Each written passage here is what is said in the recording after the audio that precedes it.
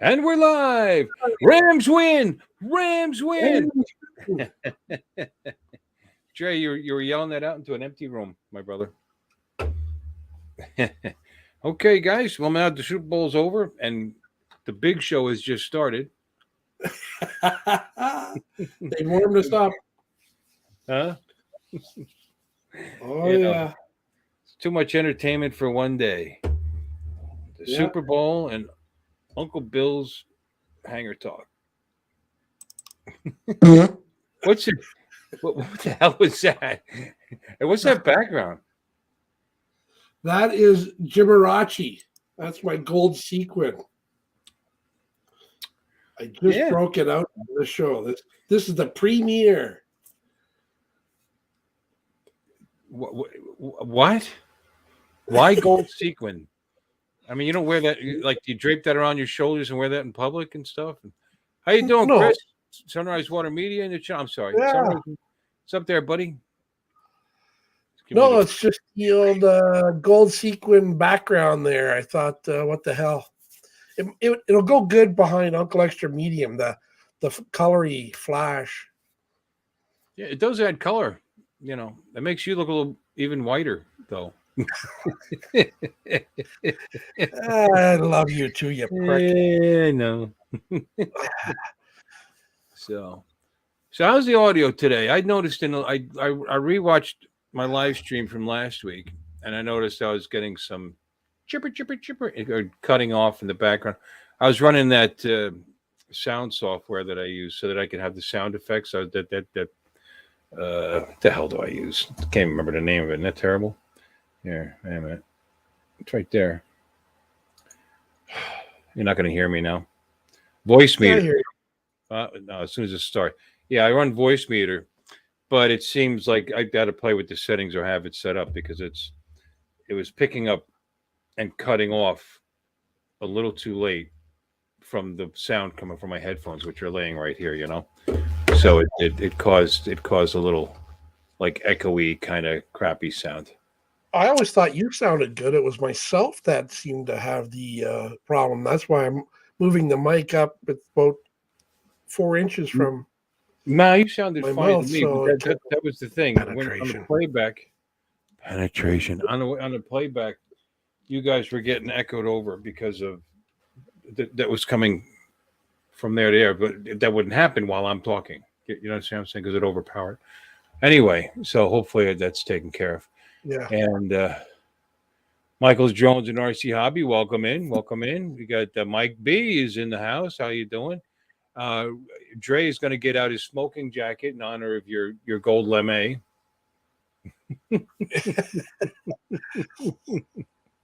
Yeah, it's very fancy. And who else we got? They're popping in now. Super Bowl's over. Okay, who's drunk? Raise your hands. Admit it. No, I don't see any hands. Not me. I don't see any hands either. I'm clean and sober 2 weeks now. I came home. I had a couple when I was on the boat. Yeah. See, but that was 8 hours before I flew my. I was 8 hours before I flew my drone. We're on the boat a long time. Chris Wedgeworth is in the house. How you doing, buddy? But anyway, so Uncle Bill's Toys. It's this is a channel that's really dedicated to like drones and hobbies and having fun, and middle-aged men that dress up as clowns and stuff like that. And you know, we're the most well-rounded drone channel, or going fishing. Let's do it backwards. But I should go this way. Right? Or going fishing there. That's the Lady Stuart. And for those of you who are going to be, Dre, I know you can't make it, and I'm very sad about that. I don't know if Chris is going to make it to Florida. That'd be great. Any of you guys, if you're going to make it down to the South Florida meetup, Jim, you should be there. In April, that'd be wonderful. We got on Monday. If for those who stay the extra day, we're going to go on that boat right there.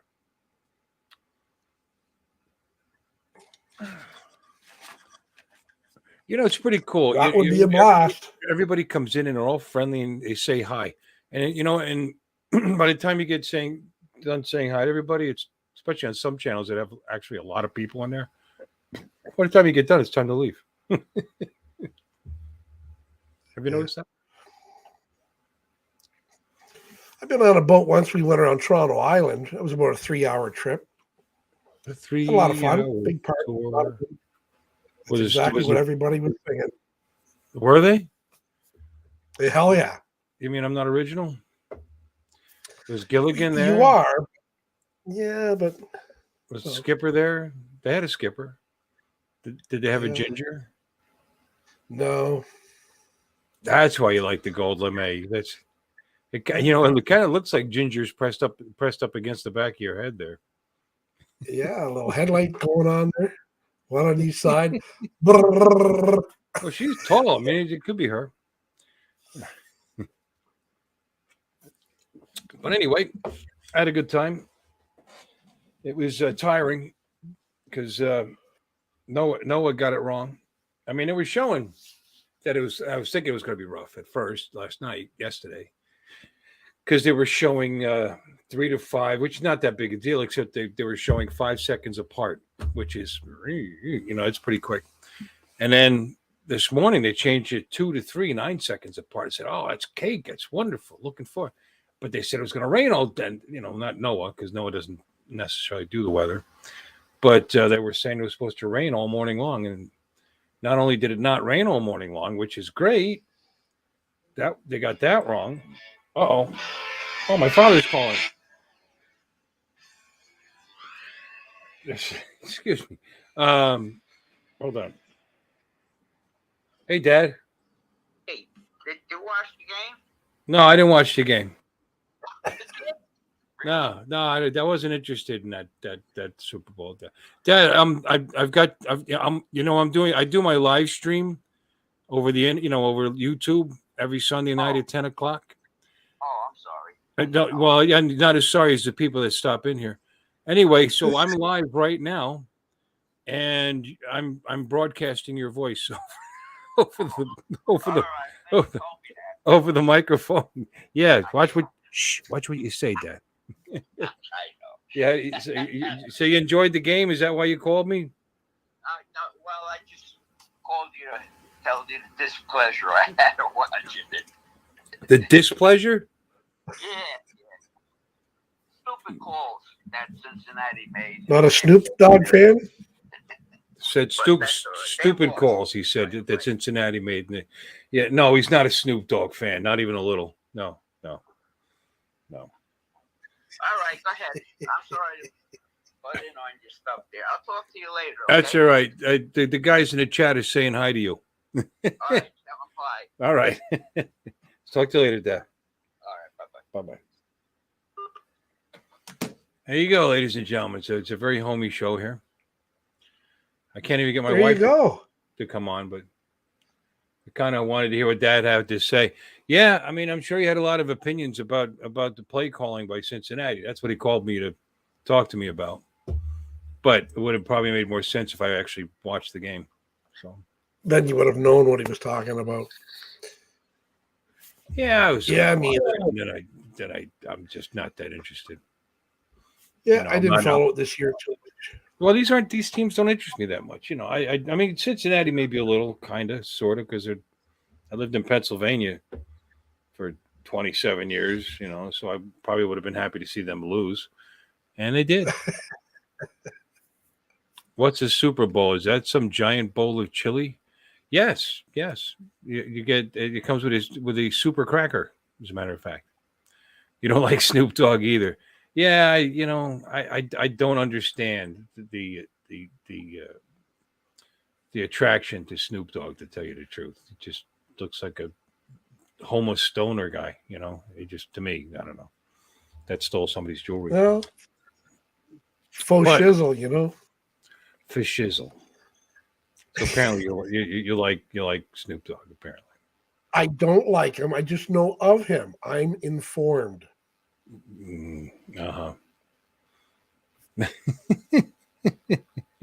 Halftime sucked. Yeah. Hey, did they do the national anthem? Because I don't know what was going on.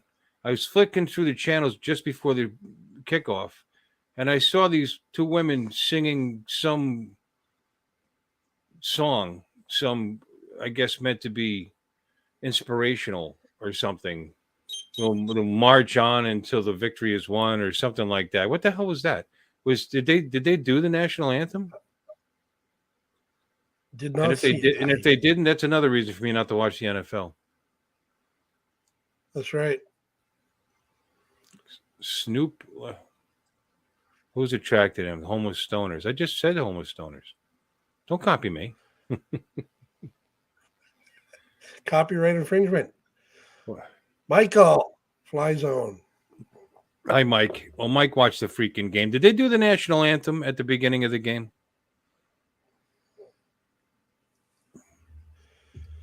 Did they invent a new national anthem? What was that they were singing? That inspirational thing. Nobody wants to answer me. Nope. Well, if they didn't do the national anthem, it'd be all over Fox News, so I'll check it out. The first song was the Black National Anthem. What's the Black National Anthem? They did America the Beautiful, then the national anthem. Why is there a Black National Anthem? That seems kind of February. Black Huh? History Month. Yeah, but there's what black February. what nation? What black nation are we talking? It sounds a little exclusive to me. Are we Well, supposed to be? yeah. Are we supposed to be inclusive? I don't get that. I didn't know they had their own tune. It's not they. They're all Americans. Don't they them. Well, because That's what I mean. I can say don't like this separating stuff. The sooner we they stop and you. separating. I mean, we're not a box of crayons. As soon as we stop separating things by color, we'll be all right. That's it. And that's my political. You're that's American. it. I'm done now. So Separating anyway. you by nationality. What? It wasn't color, it was nationality I was separating you with. National anthem before games was introduced as a military recruiting tool. Oh God, here we go.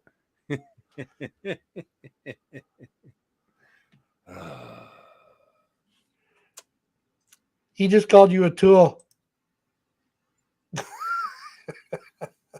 A recruiting tool. So hearing the national anthem at a football game wants to make you shit. The hell with this game. I'm gonna go sign up. That's right. I don't know. Let me know how it ends. Well, the 40s is before me somewhat, so it's been all my life. I like it. I just like it. You don't get to hear it anymore. They don't do it in the schools. Anyway, Yep. I don't want to get political.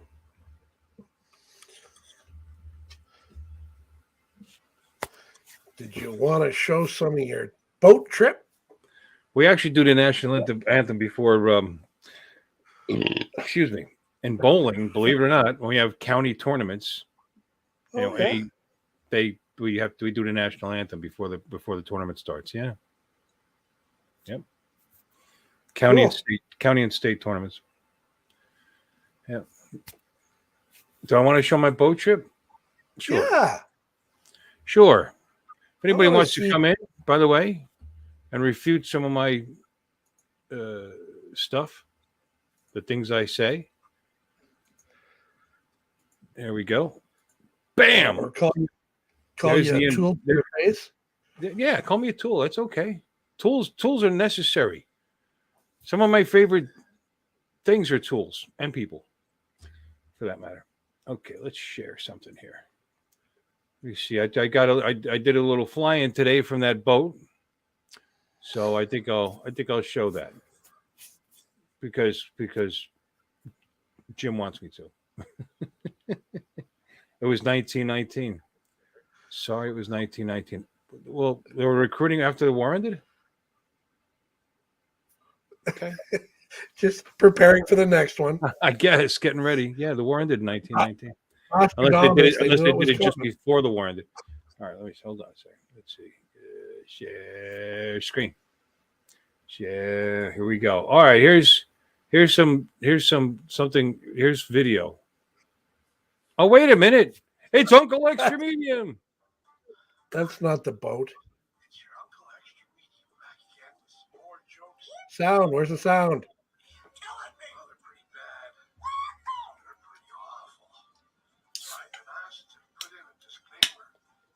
Can't hear it. Oh, what? Hold on a minute. You can't hear it? No. You should be able to hear it. Very, very faint. It's faint? Very light. Very low. Oh, I can hear that. Did you hear about McDonald's new hamburger? It's called the Michael Jackson. It's 50-year-old meat between 8-year-old buns. What's the matter with you? I just had a dangerous mole removed from the end of my penis. I definitely won't be having sex with one of those again. Oh yeah. What color is my underwear? I'm glad my mom was such a bad cook. If my date can eat her meatloaf with a smile, I know she'll swallow anything. Oh, my God. I know these are bad, so don't go out cheering on me. It's just entertainment.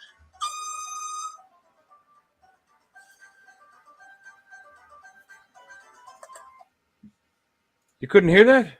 No. How about you in the clown- audience? Huh?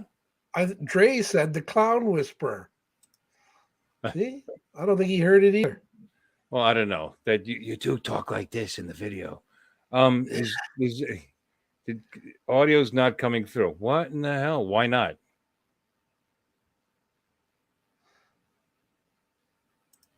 Nope. Just a moment. Well, you got to get a new computer. No.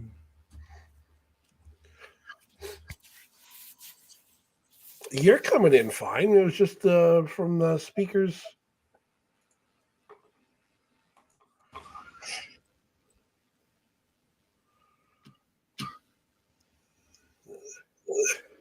You hear me?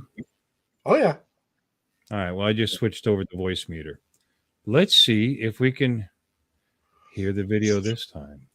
Go back to the beginning and add the stream. Let's try it again. Hi, boys and girls. It's your Uncle Extra Medium back again with some more jokes. Yippee! They're kind of filthy. Killing me! Oh, they're pretty bad. They're pretty awful. So I've been asked to put in a disclaimer, and here it is now. This program is rated PG and may contain mature subject matter. Viewer discretion is advised. And I still at the boat when I sit on demand when I lift both doors. Did you hear about McDonald's new hamburger? It's called the Michael Jackson. It's 50-year-old meat between 8-year-old buns. What's the matter with you? I just had a dangerous mole removed from the end of my penis. I definitely won't be having sex with one of those again. Oh yeah. What color is my underwear? I'm glad my mom was such a bad cook. If my date can eat her meatloaf with a smile, I know she'll swallow anything. I know these are bad, so don't go all carrying on me. It's just entertainment.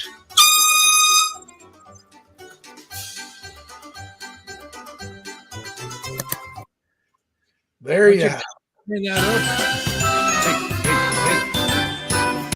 Hey. The bloopers came up right after that. Yeah. Stop that. Okay. So is my audio okay? Oh, it's perfect now. Why was my audio low before? No, you were good. It's just when you played the quiz, Does it sound any different? a little softer. Oh, everybody said that, so I would play the video a second time. Yeah. Why would that be? I can't imagine. Those were some of your better girls. Yeah, in that one. Yep. Jim is sitting in the Raz. Yes, he's got. This is the upper echelon Raz. It's Jimarachi. What is that? What is Liberace. Oh, gotcha. And I should be old enough to understand that. I wish my brother George were here. Oh, you can do the imitation. That's classic. Oh yeah. Wonder how many in the audience actually knows what the heck that was that I just did. I Wish did. my brother George were here. I had a little joke too when I used to drink. When I used to go out with my friends years ago, I used to become kind of surly. I don't know. And they would say, you know, Bill, you're the nicest guy. You start to drink, it becomes somebody else. It's like you got a twin brother. You started calling me George. So I had a twin brother, George.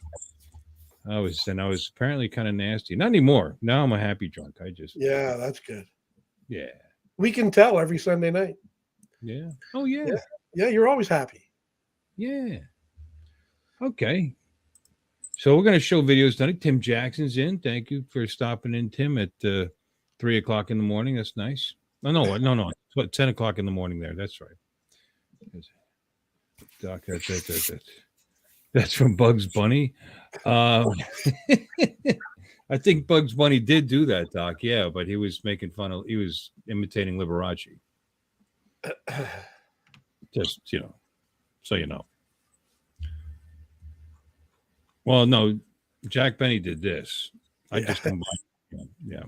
But that was, come on, Jim, back me up. That was Liberace, right? Yes.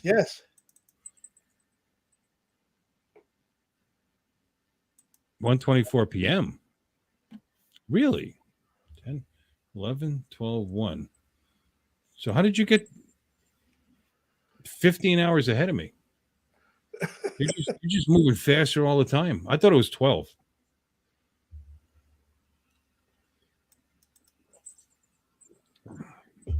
Yes, I went deep sea fishing. That's an image taken from my drone video. What's up, Doc? You're just at the ready. You're at the ready all the time.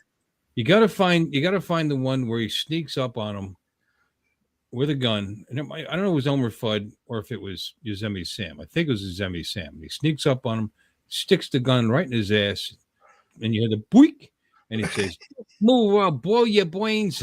That was the best Bugs Bunny joke ever. You do a great imitation. Very funny. I grew up listening. Okay. Didn't you grow up watching Bugs Bunny when you were a kid? Of course. Or did they have a Canadian Bugs Bunny? No, it's all Bugs Bunny. Like Nanook Bunny or something. I don't know. All right. East Coast. Oh, so the East Coast is wow, 15 hours ahead. They're in a hurry, those guys.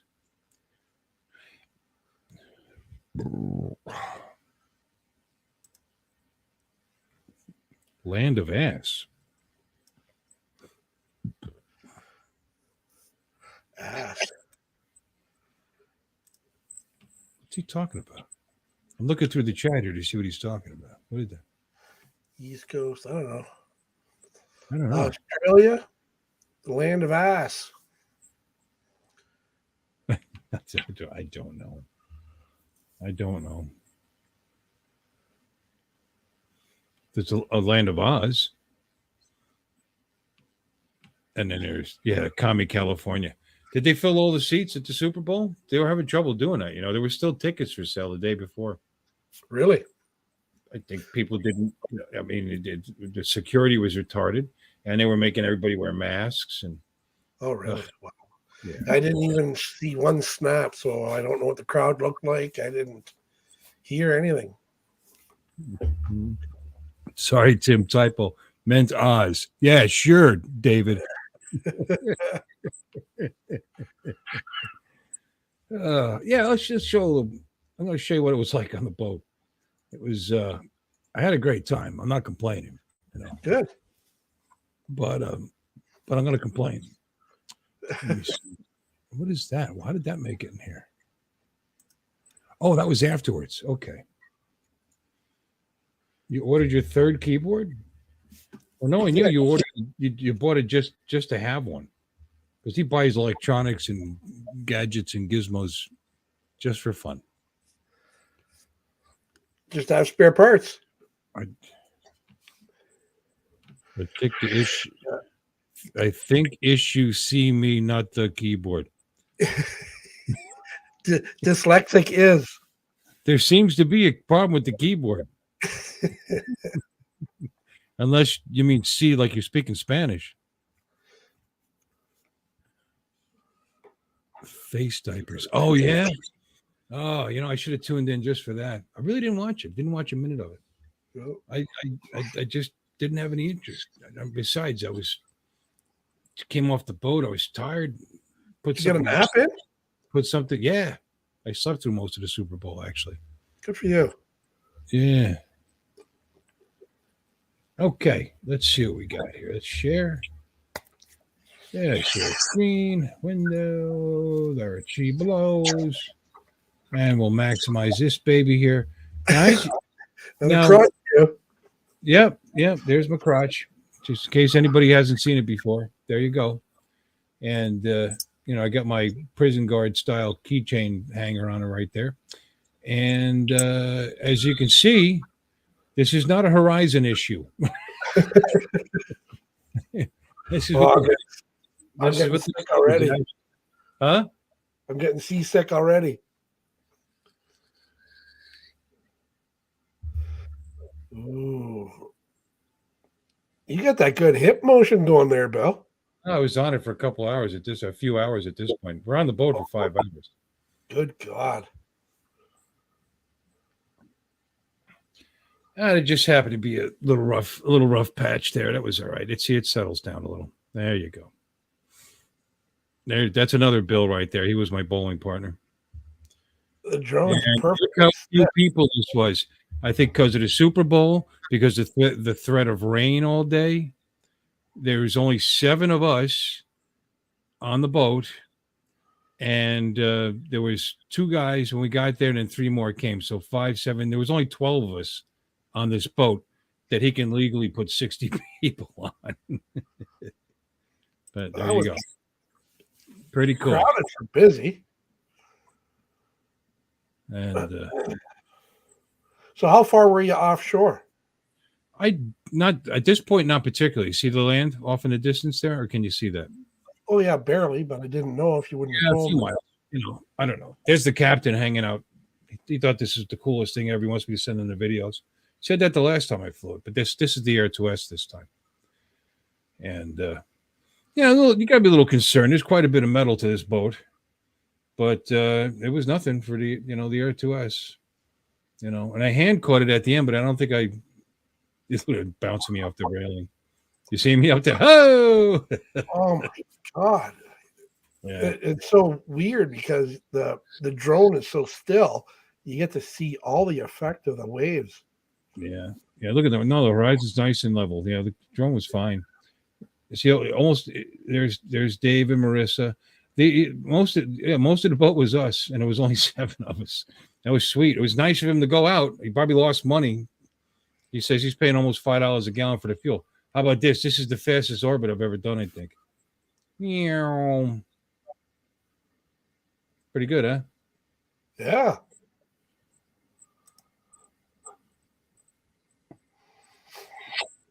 We did a little shot from above.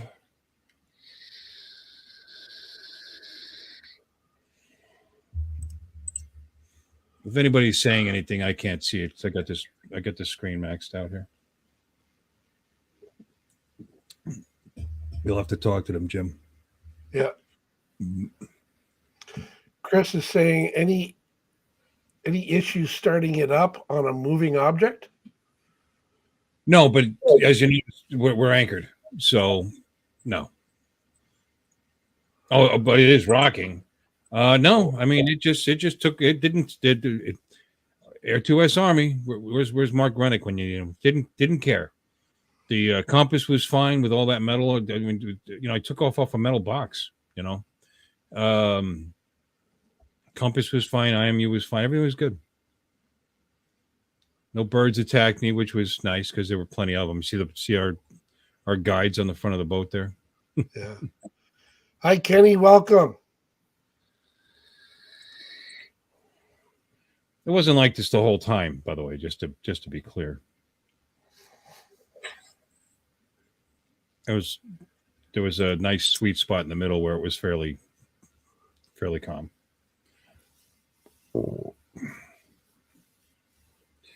Wow, it looks worse than it felt. It does look bad. Oh yeah, there you go. That looks good. It was getting ready to pull anchor and move, so I was running out of time. Otherwise, I would have maybe taken a run.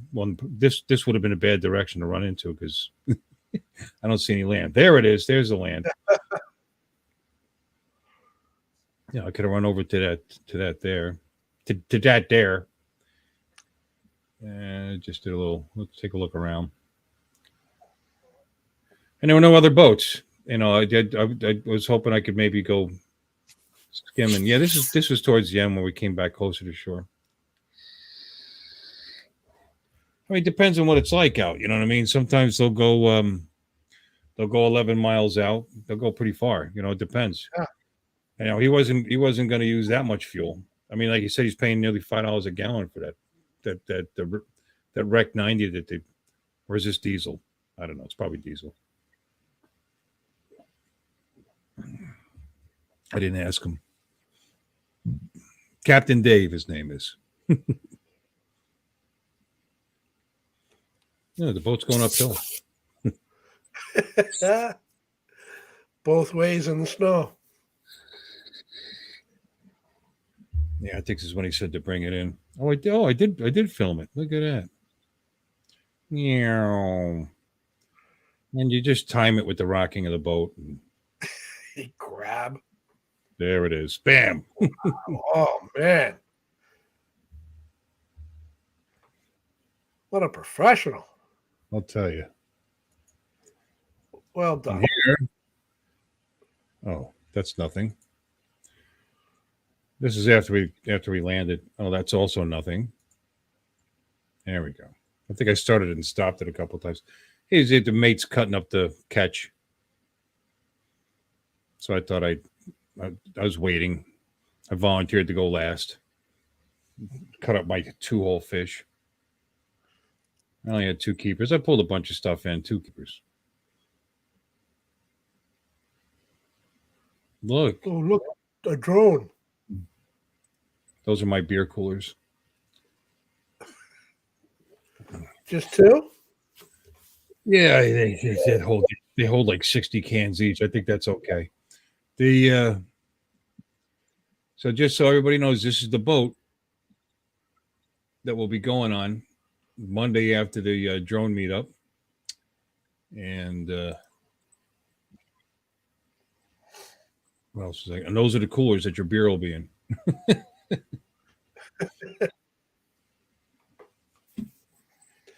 Yeah, I did a little flying around. I was harassing them for a little. There he is cutting filleting the fish. Yeah, what a stink. My wife doesn't want them to fillet it. She just gut them and scale them because she eats the head. Yeah.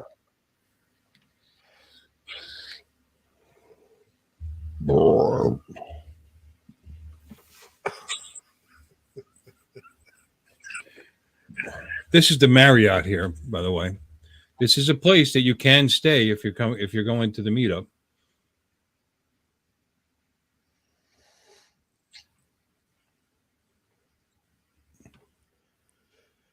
When I turn, you're going to see a causeway, but this is the South Causeway. When we go to Jensen Beach, it's we're going to be see way off in the distance. Let me stop this. Can you see up here at the top of the video? Yeah. That's Jensen Beach Causeway Park right there. That's where the meetup's going to be. That's where the action's going to happen. Yeah, Jensen Beach. It's amazing. It's the middle of February, coldest month of the year, and this is what it's like living down here. But anyway.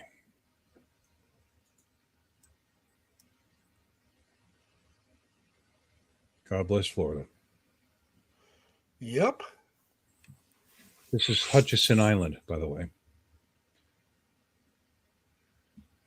A1A runs right along here. This is the bottom of the island. This Marriott's it's very nice, obviously. Nice place to stay. Golf. I don't know if you want to play golf. Yeah. So Imagine that. A golf course in Florida. Huh? Yeah. Well, I'm just saying, golf course on the ocean. But down the island, there's another Marriott, Courtyard by Marriott, which is it's less than a half a mile from the park. It's like right across the street from the bridge itself. Cool. That one's a little more money. But I checked them out. A couple people share a room. It's really not bad. Chuck's in the chat. Hi, Chuck. Was that Covaction, Chuck? Yep. Hi, Chuck.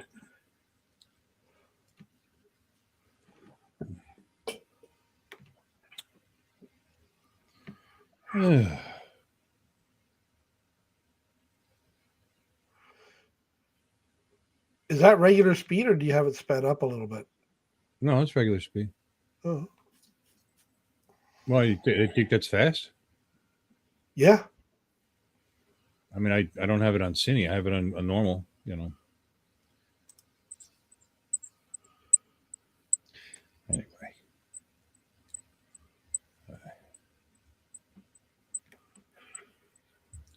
I don't know what I was showing you here. There's actually a little park right here, too, obviously. Wow.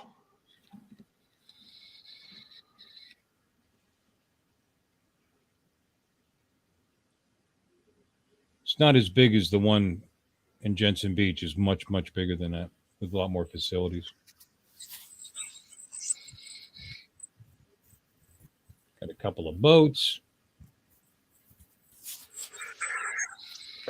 Little marina. Yep, we're right here. That's the Lady Stuart there.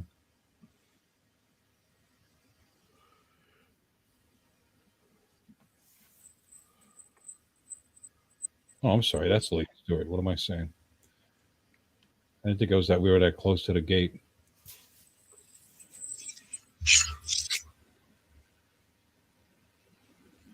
Just wheel it in close and put it in reverse to park it. But anyway. Funny seeing a boat go backwards.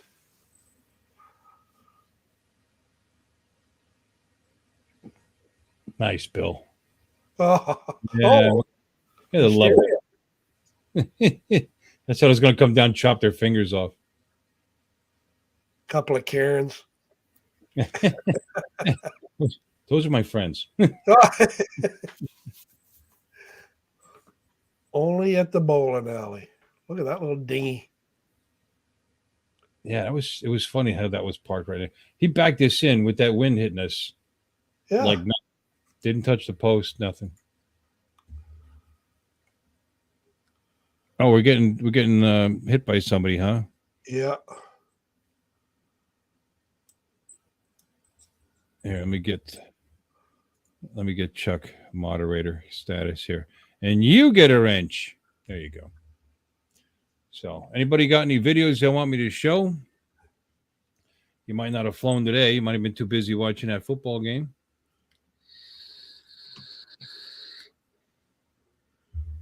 What did Chris do? What am I missing in the chat? Troll alert. Yeah, he hid the troller. We got Charles in the house. How you doing, Charles? Akirasho's here. Akira Show, however you want to say it. How you doing? Kenny's here. Hi, Kenny. Chuck got smirked. Sure did. I got a little more video. You want to see some more? Absolutely. Do you? You're glad. No, I love that. All right. Sounds good. I don't mind watching the odd FPV, but I enjoy GPS video from drones more. All right. And when I'll you're tell out, you what I'm going to show. I'm going to show you the best catch of the day. It's fairly impressive.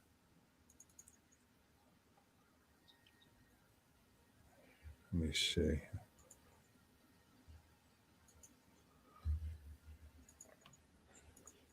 especially when you have video of an event, it's much more interesting.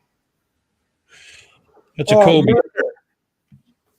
They just beat the brains out of this thing because it apparently. Look at that baby. It was murder. That's like a 30-something pound cobia. See the size of that. Cobia is a nice fish. That's a great catch. That was his, by the way. The guy with the great cap there. Leonard's in the chat. Welcome, Leonard. Never too late. The size of that thing. Just hit the like button. We'll forgive you. But they got to brain. They have to brain it because they said the mate said these things are really strong. You be careful. He said he'd break your leg. Wow. Yeah, well, that's what he said. I don't know. There's Nancy giving me the finger because she got seasick. Ha ha. I was making fun of her. She's got her own boat. She has a nice sailboat moored in North Palm Beach by Riviera Beach there. So I didn't expect her to get, seasick, but she did. Yeah. Gentlemen, here we are. There we go. I'll show you this video. Share. I should actually just make videos, but I'm too lazy. This is so much easier. Well, you needed to have a nap, too. Yeah. I was thinking about having a nap today, too, but... Gentlemen, here we are with our friends on. How you doing, buddy? We are in. Look at the boat. Lady Stuart and Noah, I think, made a boo-boo. Okay, because Noah said it was going to be 2 to 3 feet every 9 seconds. I don't know if you can tell, but I don't think that's what we're doing. However, we're having a great time. It doesn't matter. It's going to win channel. It doesn't matter. We're just getting out. It's still early in the day. I think Nancy was already feeling it. Just bait fish and stuff. But we're all enjoying ourselves. Nancy's drunk. And say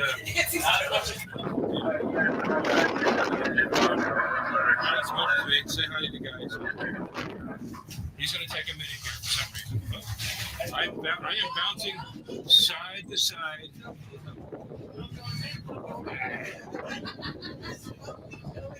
I'm fine. Fat floats. We got the bag of boat here. We got some new friends back here. Here we go. Hey, what's up, brother? Yeah, the guy didn't want to be filmed. I think he's whining. That's the big one. And I'm going to shout out the motor again for try number 2 because we missed the Reef on the first try. What is the problem? Let's see if we catch anything. Okay, it's going down because you have to have the smoke beaver up on the top deck. So here he comes. Okay, ladies and gentlemen, here's Nancy, the boat owner, the person who owns a boat moored in North Palm Beach. You're number one. You're number one. Gran, tell me what you think. How do you really feel right now? Poor baby. Poor baby. Give her some gravel. It was also seasick, but he's too drunk to tell. Okay. Yeah, Wasn't doing well. Yeah, and the boat was calm at that point, but what are you going to do?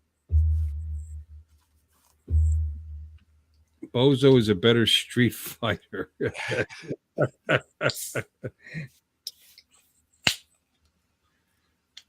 Hey, Chris Woodruff. Okay. Well, anyway, there you go. How far do we go out, Scott? I have no idea. sometimes I GPS it on my phone just to check it out. And I know I've been as far out as 11 miles, but we weren't. That might have been 5 miles, 6. I mean, he moved around, so it's hard to say. I mean, the boat goes 11 knots, and it took us 45 minutes to get back in. So it had to be about 7-8 miles out, I guess.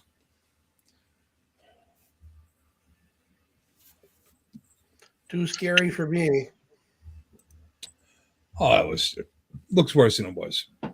There's only brief periods like that, and really, more often than not, it's like glass. It's smooth sailing. If it's going to be too rough, he doesn't go out. But like I said, Noah lied to us. Who's Noah? I was waiting. I was wondering if you knew what Noah was. I kept throwing that out there. NOAA. It's a National Oceanography blah blah blah association. I don't. That's who tells you whether it's safe to go out with your boats or not. Weather for the fishermen. How deep is it out there? It depends. He was on the edge. He tries to go to the edge of the ridge. The ridge, it can go as sometimes 60 feet. That's all. Because he goes too far. I mean, because we were bottom fishing. So how much flying did you do off the boat? I just showed pretty much the whole thing, Leonard. I flew for maybe 10 minutes.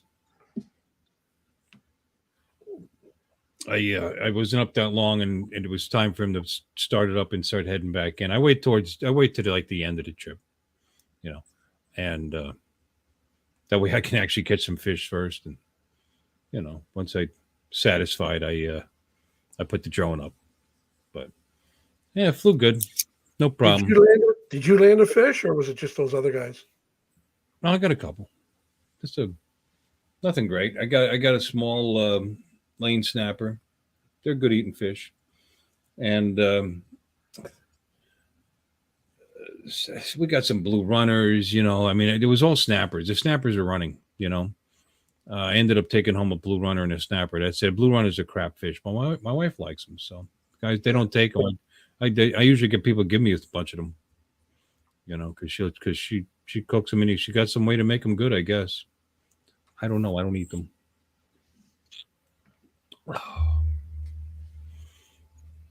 Oh, you were late for the show? Okay. Yeah. Should I show it again?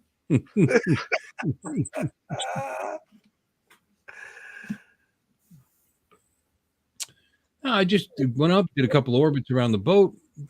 Went up. I was at one point. It was higher than I realized, because when you're looking down at nothing but water. I was up around 300 some odd feet. Wow. Yeah. All you really missed was Uncle Extra Medium. Yeah. Thanks, Doc.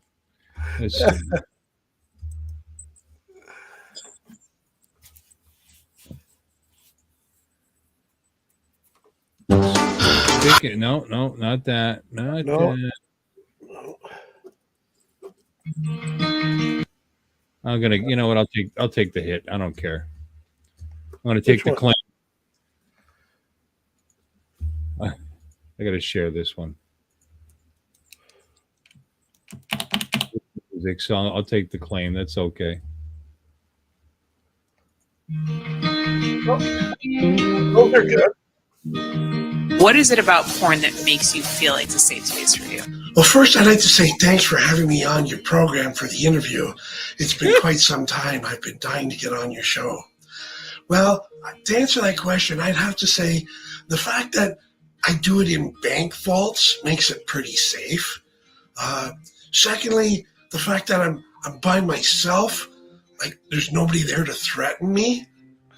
And, well, I've got security guards all around as well, but they don't watch. Holy crap! Oh my god! He must have autoerotically asphyxiated himself! Yeah, while he was watching clown porn!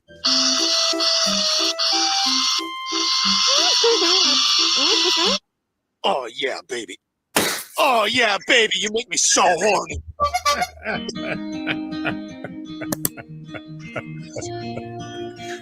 Oh boy. Oh yeah. I've got some issues there, don't I? You guys, and if you haven't subscribed, Uncle Extra Medium, let's put that link up there. Go here.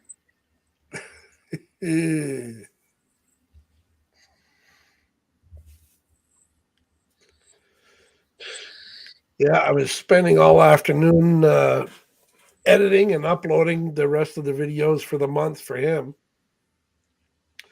He's a handful, you know. Who's that? Mr. Heron? Uncle Extra Medium. Oh, and Bill's crotch shot. Yeah. Yeah.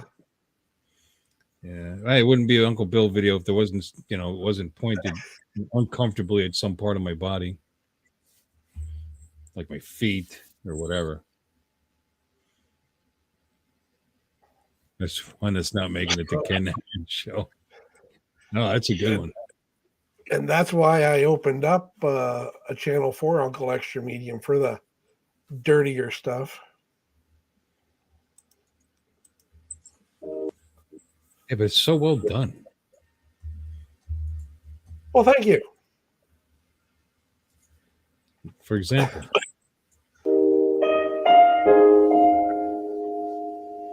You brought up hygiene, which is a conversation I have had to have with girls too at times, and it's so awkward.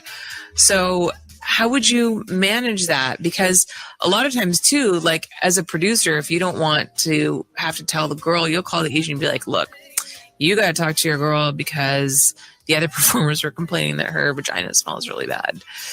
So how would you handle that? Well, thanks again for having me back on your program.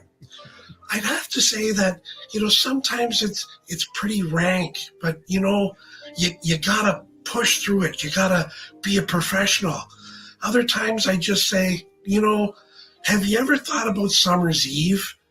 Maybe take some vinegar and water and baking soda every now and then. Holy crap! Oh my god! He must have autoerotically asphyxiated himself! Yeah, while he was watching clown porn. Oh, he did the same cartoon? Oh yeah, baby. Oh yeah, baby, you make me so horny. That's worth seeing twice. Yeah, I use that as an outro for those interviews. All three of them? Yeah. Oh, you're playing that one too? Yeah, I know. I'm gonna get crushed. Ow. They're fine on my show. I don't know. They just seem to find them on mine. Well, that was it. No, it's just some of those, because of the background music that I've had, even though it's Epidemic Sound, there's still a claim against it because that Epidemic Sound account isn't linked to Uncle Extra Medium's channel. So, but that's that list that I gave to you, so not to play those ones. Well, you got to pay for it because it's not crap. Yeah. Yep. Anyway, so that was So my day. Anybody got a video? I'm sorry, Jim. What were you saying?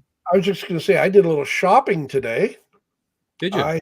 I pre-ordered the Samsung S22 Ultra. What is that? Cell phone. Oh, The new cell phone. is that the new one?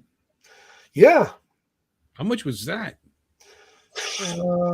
Taxes in $2,500. Oh my goodness gracious me! Well, clearly I have more money than brains. Well, Bill Thomas is going to on Coast to Coast Drones. He's going to do. What would you do with $2,600? Well, now we know. His next show, he's like, he gave people, a few days to think about it. Would you buy a drone? Would you buy a camera? Would you buy a kit? Would you upgrade your computer? What would you do with $2,600? That's what's coming up next. Because they were talking about how much it costs to get a Flymore kit, with the M3, with the Mavic 3. Huge. So what you would do is you'd buy a ridiculously expensive phone. I did. That's cool. Yeah, nice phone. Yeah, it's a nice phone. Yeah. Does it do? What does it do for $2,500? Well, just a little bit more than my S21 Ultra that I got last year. Oh, so you're always on the bleeding edge, aren't you? Well, just the last year. Just with the phones. The camera on this S21 Ultra that I have now is the camera that I use to film all the weekly Bosharts that I send to Ken. Really? Yeah. You're doing it on a phone. On my cell phone, yeah. And I know because I know you've got GoPros. Yeah, that's what I'm doing right now as I'm using as the webcam, and that I use for my when I go on tour in Toys R Us and Home Hardware. Mike B said he says he has the S21. He didn't see enough upgrades to get it. Yeah, the Ultra? Yeah. Oh, I don't know if you had the Ultra. What's the advantage over last year's model? Just a small fine tuning. It's got the S Pen, and the lag is from 9 milliseconds down to 2.8. They claim that the camera will, or that it knows where the pen is going to go, so that cuts the latency down a little bit, which I find to be hogwash. It knows where the pen's going to go. So the AI is psychic. That's amazing. Yeah. So I'm going to work on see if it can pick me the right lotto numbers if it knows what that's going to be next. It's so. Oh, and the camera's got a little bit of stabilization, like a GoPro. So I thought that was pretty unique for a cell phone. Mine's got it. I don't know. It's probably not as good as yours, but not in the selfie camera. Not in the what do you call? Yeah, or I think it has it. Yeah, one of my phones. The camera's good. Better in low light situations. You know, the softer romantic hours when you want to videotape you and the missus. I don't do that. Okay. I mean, she's cute, but she's 57 years old. I don't do that. No. Yeah, well. Let me see here. I thought I had it. Maybe it was on my. You know what? It's funny. It might have been on my my Pixel.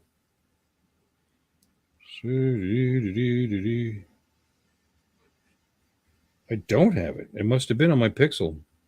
Pixel 2 XL. That was. Well, or it could have been on the Samsung.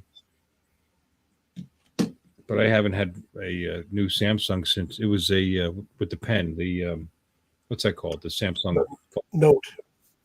Huh? The Samsung Notebook. Yeah, I had the Note. Yeah, Samsung Note 2. 2. Yeah, bricked. It's around here somewhere. I tried to fix it, and it's done. No playing with things to make them work. They're also saying that this 22 Ultra has the capability just to do the firmware updates for the next 4 upgrades. Next 4 upgrades of what? Of Android? 2023, 24. You need 4 years. Yeah, the next 4 years worth. So maybe it'll be my last phone. All right, Curtis, how you doing? Got a howdy from Curtis there. Mikey's been in here, right? Fly Zone, yeah. Oh, okay. Hey, Mike, how come you don't come on my channel anymore? What the hell, man? Well, anyway, that was Uncle Bill's day. Anybody got any videos? Any links? Anything you want me to show? There's actually some people in here now. Probably would have been better to wait a little before I put my videos up, huh? But, what are you gonna do? Nothing from anybody? Okay, that's it then. Nobody wants to come join us? Nobody wants to join us. Nobody wants to show Morbid. any pictures. How am I morbid, Chris? Oh, my last phone. Yeah. I've only got 11 years left. What? I said I've only got 11 years left. Hey, you're on a timer? Yes. Okay. All right. TikTok, Edith. You got nothing? Oh, you got. Come on. So Chris has got to have video. Just for that, I'm gonna go get video from your channel. How about that?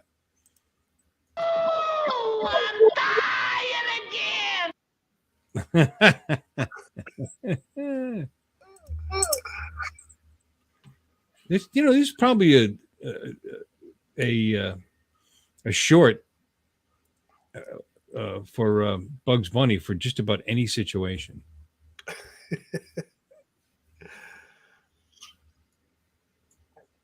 Let me see. Sunrise Water Media. I'm gonna go see it. He says he's got nothing. I don't believe him. Let's take a look.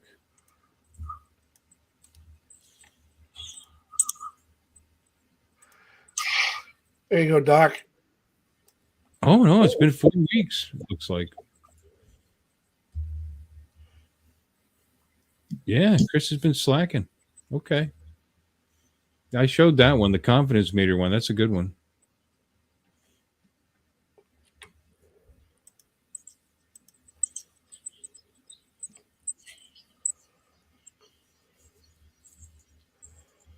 So anyway, it's duck hunting season.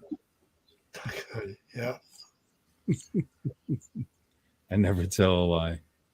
I just thought you're being modest, but I got nothing, and there'll be some badass FPV entertaining funny video.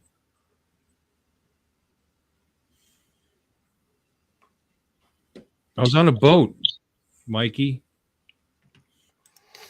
There's strictly FPV quad cast today. I would have stopped in, Mike. I was out. I was on the Lady Stuart today. Did you on the Lady Stuart? I was on that boat. Relax there, Uncle. Wait a minute. Now that's it. Now I have to put the porn back on. Oh, what did I do with it? Oh, I lost it because I went looking for. Oh, here it is. Ladies and gentlemen, part 3.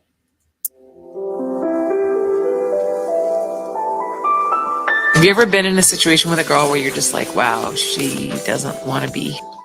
Well, thanks once again for having me on your program. Yeah, I've had a. And might I say that this microphone looks kind of pornographic to me? Oh, yeah.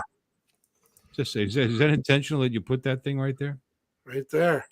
In the couple of situations. I'd have to say both my marriages. There was one time last week where, well, we had to hide behind some bushes. She really didn't want to be there at all. Holy crap! Oh my God! He must have auto. Yeah, I put the wrong link for the channel to join the stream for Doc. What, to come in here? Yeah. There you go. Invite, copy. Doc's coming in? I think so. Good. There you go. What did you put in? I don't know. Something I just copied up there. So you just, I'm such a newbie. Down the bottom where it says invite. Emotional damage. What the hell was that? Emotional damage. That's funny. There, Chris put up a link for some video. Okay. Sweet. Chris's are always beautiful. It's got music, Chris. What's this music? Did you write it yourself? Otherwise, I'm gonna have to turn the music down. There we go. Share screen. Bam. Another person who lives in a really nice area.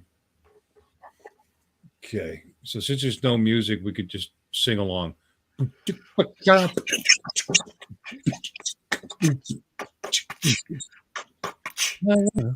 like an eagle to the sea. Fly like an eagle. There's some cows under me. I want to fly like an eagle. Can't you see?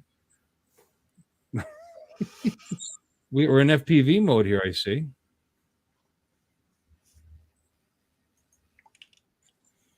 I would have been there, Mike. I was on the boat. iMovie. Okay. Doc's got to feed the hamsters so he can get that internet up and working to join us. Oh. Fly like an eagle. I have to pee. This water here is reminding me I gotta fly like an eagle. What is that? It's like an oasis here. Oh, a flood. Yeah.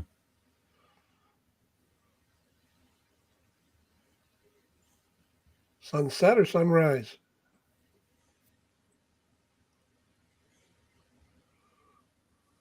He's beaten, wasted. Well, that's when you're at your best.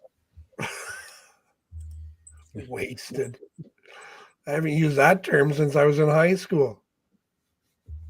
I was watching the Super Bowl. That's what you do. Get wasted.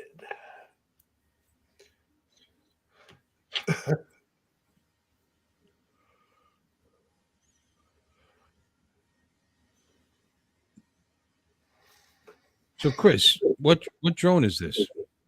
Air 2S. Oh, Air 2. Oh, right at the bottom. FPV mode. I had that one on once by mistake. Made me nervous. What the hell? Oh. Psych.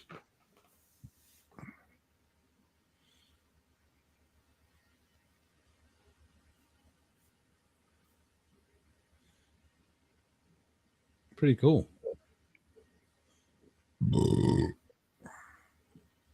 There he is. Yes, he is. Yourself. It's the Bill and Jim Burp and Fart Show. Oh, I missed that. Curtis put a link up and I missed it. Sorry about that. Let me grab that. How far back was it? I'm sorry, Curtis.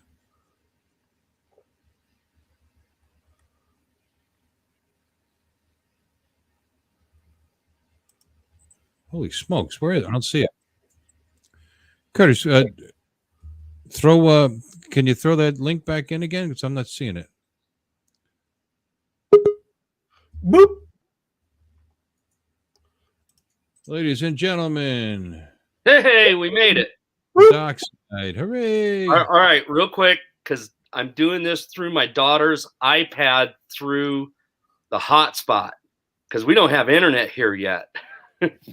Really? So am I lagging or is everything okay on the video? No, you're actually much better than usual. Oh, cool. Sounds very sharp. And on top of that, I'm on my MacBook Air.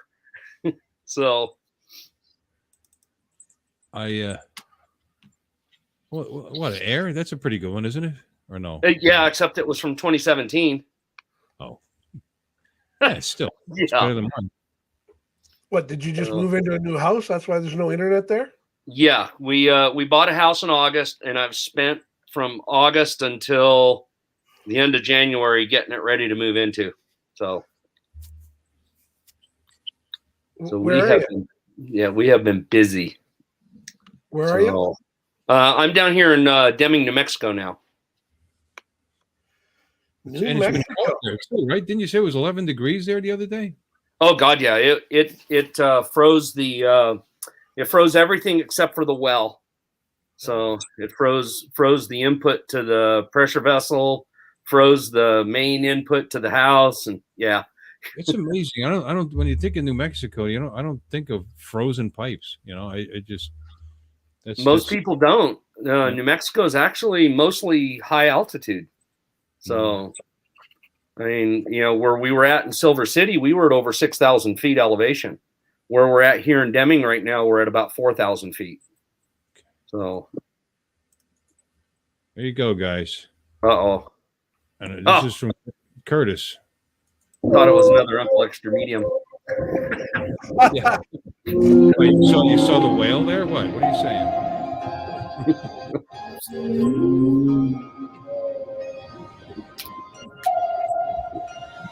Music's safe. It says.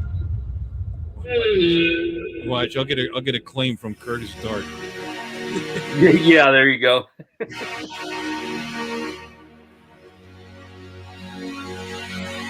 Curtis should have had a shark come in and bite that thing, and just run away with it.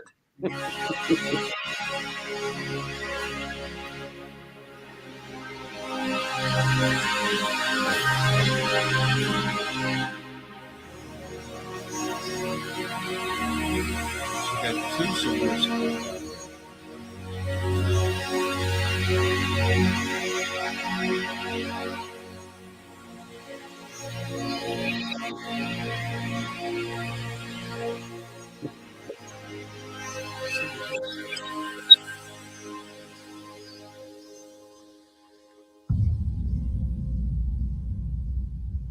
Oh, dang, that looks like an FPV crash there.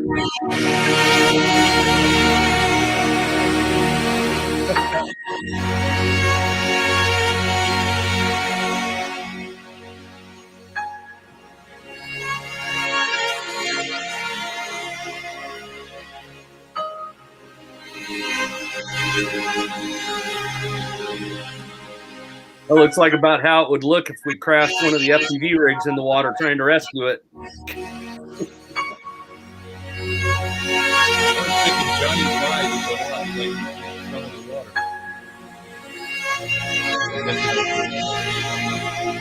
Yeah, the audio on the video is a little loud. Is it? Just a little.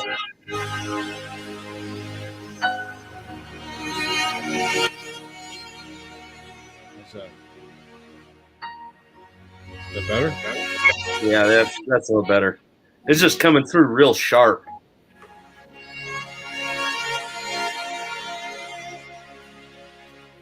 Those underwater drones are really neat, but you got to have absolutely clear water for them to really work good.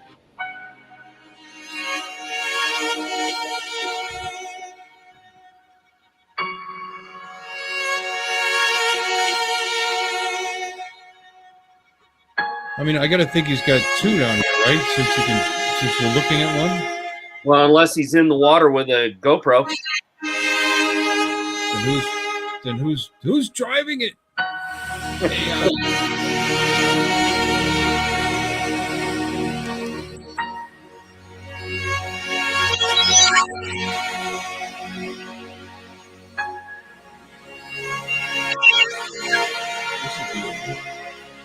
Colors really. Yeah, there's two.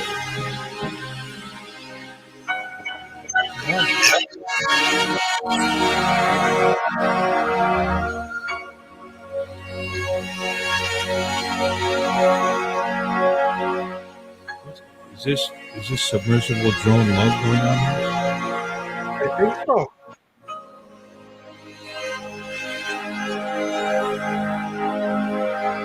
That was very cool.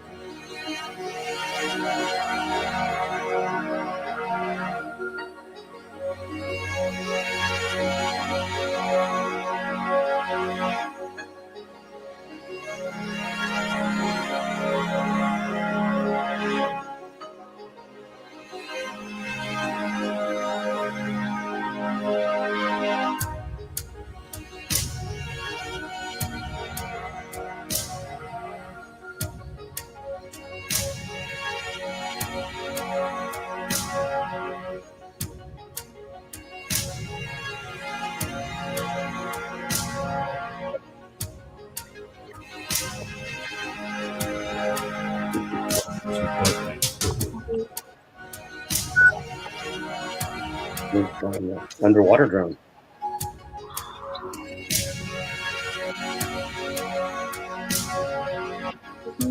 Now he's just got to get an untethered one.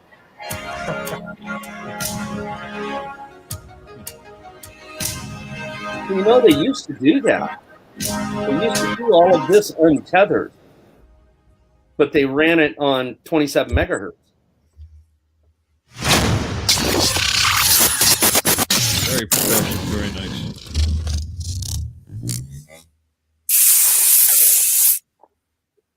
Cool. Yeah. That was.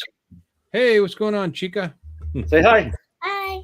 Hi, how you doing? Did you sell my did you sell my signature yet?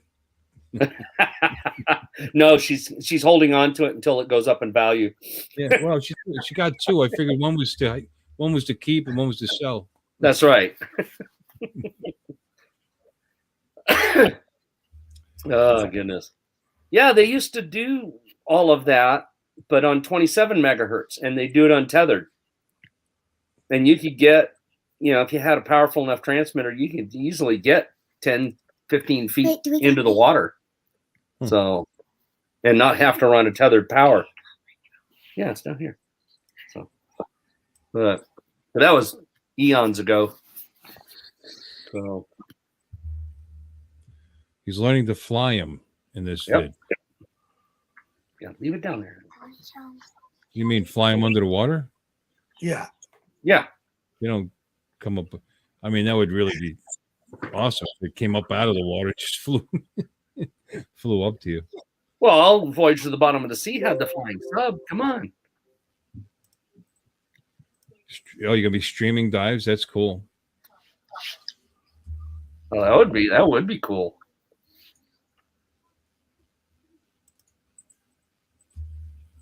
I still want to, the wife and I were talking, all this craziness with all the craziness. There's only two places in the whole world I still want to go. One's over to Ireland, and the other one's down to Australia, because I still want to go see Uluru and the Great Barrier Reef. Oh, that'd be great. But the way with the craziness is now, I doubt if I'll ever get down there, because I ain't sitting on an airplane for 18 hours with a mask on. Well, maybe that'll go soon. I mean, a lot of it's lifting. I don't think so. That link I put in there is the link to Curtis's channel. So if you're not already subscribed, get on it. You don't think so? Nope. Not down there. So down where? Australia and New Zealand. There, forget it. No. Yeah, they got them locked up like they're the prison colony again.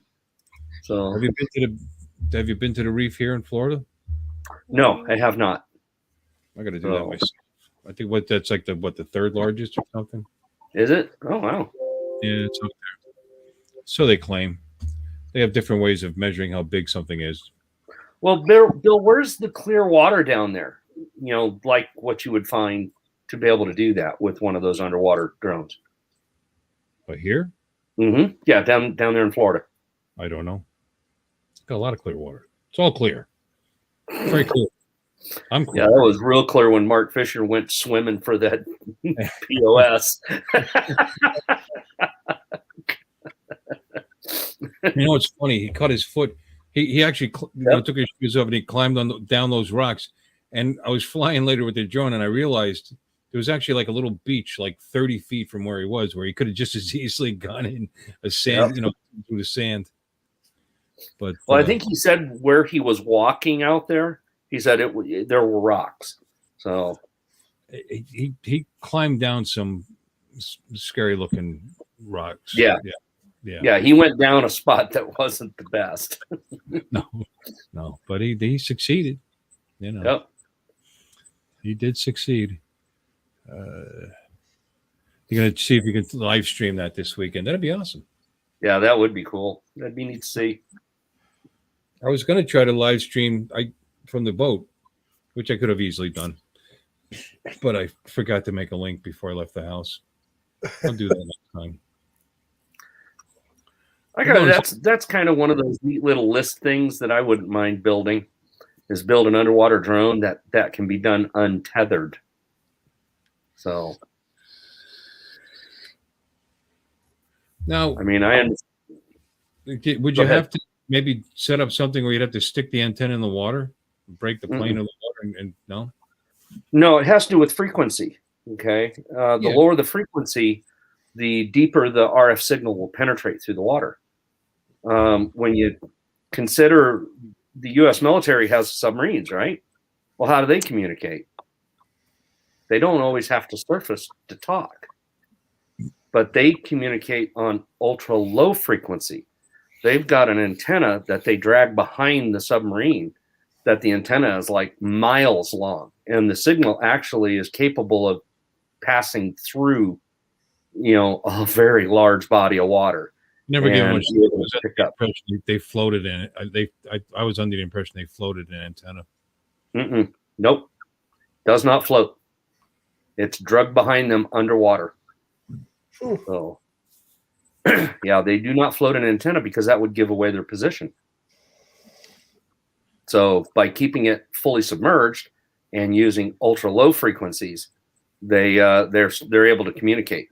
So I was just thinking they're talking about clear water. I did notice when I was at Peanut Island, the boats looked like they were floating in air because the water was that clear, and that's on the intercoastal. Yeah. But I mean, it goes down about 35, 40 feet there, according to Ray, and you could see the bottom. See, now that would be a great spot for one of those underwater drones. Yeah. Well, something like that. Yep, but I'd like to build one, and I'd put it down, because I understand how to do the RF stuff, and I'd pick a channel that I could get. I'd test it first, make sure how far I could actually get with the signal on the low bands, and actually make, instead of like the way that is, where it uses thrusters to maneuver and position and all that, I'd just make, because if you're untethered, you can actually make it fly underwater. So all you need is thrust to go forward, and then you just use control planes to do roll, pitch, and yaw. So, and you just literally fly it in the water, just like a submarine. So, well, just like an airplane, just in a thicker fluid. Well, most people don't understand that the air is fluid. The formulas that they use for aircraft are the same formulas they use for boats and submarines.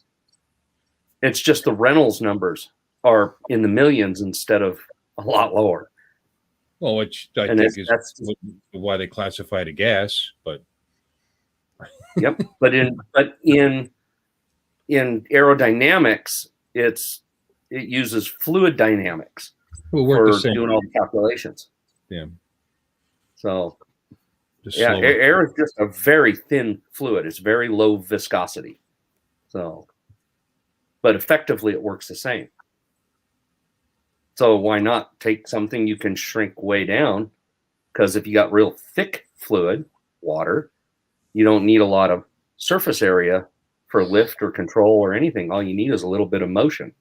And now you can roll it, flip it, yaw. You can fly it literally underwater. When I was into RC back when I was 17, 18 years old, I always wanted a remote control submarine. And the issue was, how do you see where you're going? Even if you have one, But this is along those lines. Yeah, see, and then that's the catch, where if you did it with the low frequencies, the problem you run into is with the video. There's no way you're going to transmit essentially fast scan TV on 27 or 15 or 18 megahertz. There's just not enough bandwidth. So that means you'd have to visually fly it in clear water and just use a GoPro and record it, or like a run cam split or something like that, where you just set the record and then just record the HD footage as you fly it manually. Because there'd be no way to do it with any of the higher frequency stuff. As soon as you got it more than 6 inches under the water, the signal would just go away. So Chris is waiting for an FPV drone that could dive into the water and shoot back out of the air and keep flying. You keep waiting for that. Well, what do you mean? Well, they got that camera drone one that'll do it. What is it? There's a camera drone that'll do that. Well, camera drone, right? He's talking about FPV, so I don't know. Yeah, splashdown. Well, I've seen a couple guys do it already with an FPV drone. They've done it in the pools, where they just dunk them in the pool. They'll hit it, goes all the way to the bottom. They rearm it, and it comes up to the top, and then they hit the throttle hard enough, and it pulls it out of the water. Really? Yeah. Well, it's interesting. All you have to do is make sure all your electronics are fully waterproof. That's the biggest thing. So. Well, and the ability to reach it with a radio signal, with an RF signal. Yeah. I mean, how you And that's the thing. So most of the ones I've seen, they're doing it in fairly shallow water. So, but they have done it. So Chris, get to it. Go. Yeah. Go conformal coat one and go do it. Cutting edge. That's it. Build you the flying sub, Make Voyage to the Bottom of the Sea come true. All right, for all you youngsters, Chris, what was the name of the submarine? None of you older guys say anything. You guys already know. We'll see if the young ones remember the name of it. Hey, and no Googling it, Chris. What was the question? What is the name of the submarine on the Voyage to the Bottom of the Sea? Oh, okay. It has a very specific name. What submarine? The fictitious one, not the set. I had one of those when I was a kid. The model. Yep. Yeah. I did too. Yeah, I did too. Yeah, there was wasn't it a rubber band driven? You cranked it with it had a rubber band in it? Yeah. Yep, it was rubber band driven. That's right. That's right. I took it in the bathtub, but it didn't. Both face. It was very big, I didn't make it very far. He said he's not even sure if it's a sub. That's good. Oh goodness. Yeah, I'll bet most of the guys out there don't even remember that, because that was an old series. Good Lord. That was that came out in the 60s, right, Bill? Yeah. Late 60s? Yeah. Well, we can Google that. But yeah, definitely 60s. And I do remember Yeah. I loved the program. And it's funny when you look back at it, and they've got like normal doors. I mean, there's no bulkhead.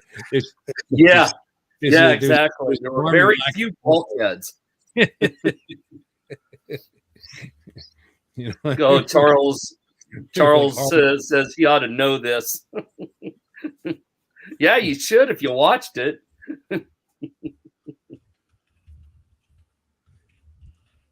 So the fun part was a little tidbit about that show.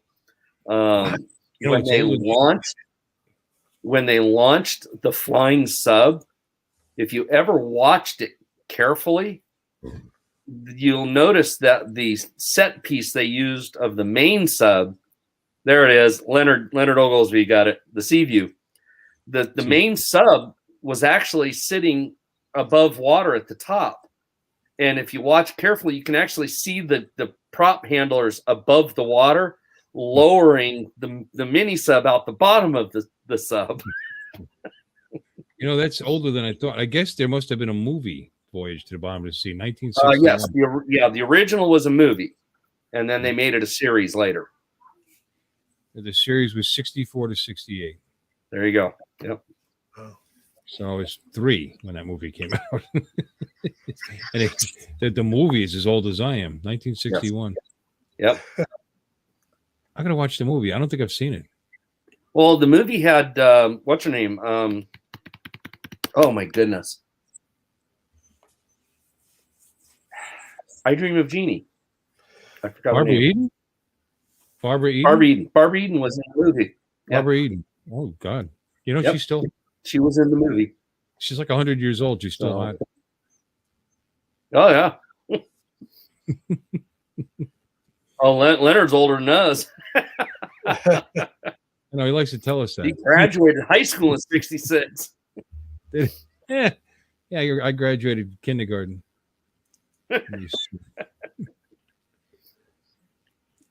Yeah, I go into places. I go to Del Taco. Most people don't know what Del Taco is. It's one of the fast food places.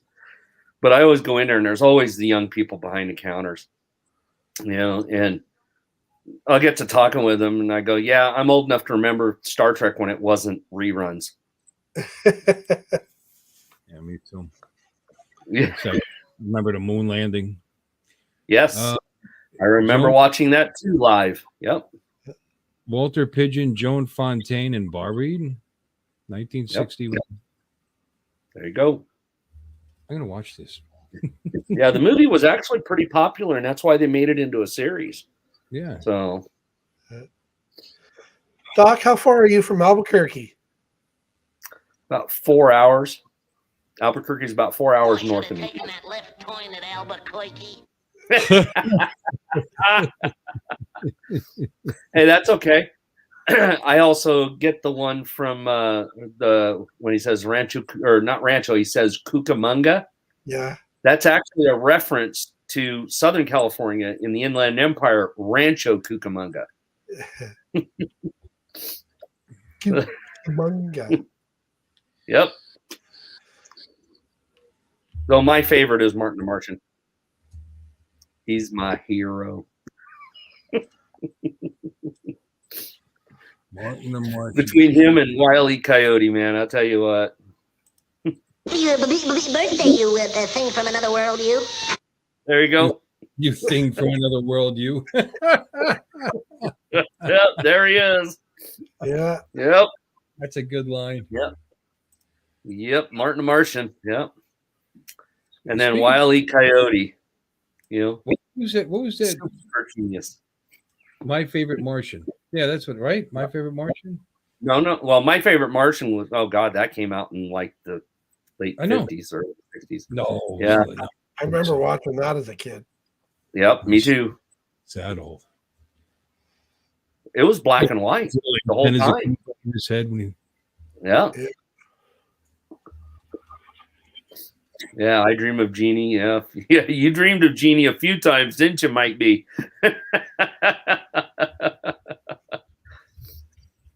Oh, goodness. I can't remember who the actor was in that. My Favorite Martian. Guy, that's, yeah. That is a marvelous idea. Yeah, I got a marvelous idea. Yeah, I can't remember his name either. Yeah, that's been a long time since I even thought of that show. Ray Walston. I knew it was Ray something. Ray Walston, Bill Bixby. Really? It was Bill Bixby? Yeah. Mm-hmm. That was his Courtship of Eddie's father. Yeah, that's the one I remember from him. He told everybody he was Uncle Martin. Yeah. Have a good night, Harley. I didn't even know Greg was here. Yeah, he's been lurking. Later, buddy. Yep, Larry Hagman and Barbara Eden, yeah.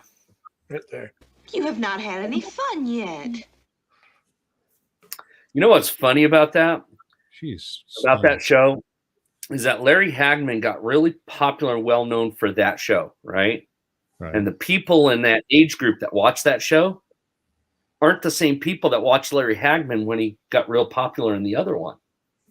In Dallas. It was a whole different group of people. Yeah, Dallas. Yeah. Yep. Was it Dallas? Yes. Yep. J.R. Ewing. Yeah. Yep. JR. Who shot J.R. Ewing? Who shot Who J.R.? shot J.R.? Yeah. Yeah, there's a lot of shows out there. My favorite one though is always Speedy Gonzalez. I mean, come. That's so racist. You know what? That is so all the BS. Mexican white. It's time for fiesta. That's right. Like slow and Oh, Mr. Speedy's. That's right. God, you could make jokes like that back then. Heck yeah. Because it's a joke. Still can. If they get all bent, just tell them to go play with the other Karens. I know. That's right. That's right. That's what I tell them. You know, my industry trade, for years, for almost 40 years, actually for 40 years, was in the construction trades, and I built freeways for a living, okay, for the most part. And we had the young kids that would come in, green, and just like any other construction trade, fresh meat. And we had one that it was almost a daily thing where I'd have to tell them, look, this ain't high school. You better get some thick skin or you ain't going to make it. And that's just the honest truth, That's just the honest truth. Mike B just brought up a funny one. Pepe Le Pew. Yes, Pepe Le Pew, yes. Assaulting female cats all through the entire cartoon rapist. Leonard thought I'd go for Pepe Le Pew. Yeah, no, I got to remember, Leonard, I was down in Southern California. It was Speedy. I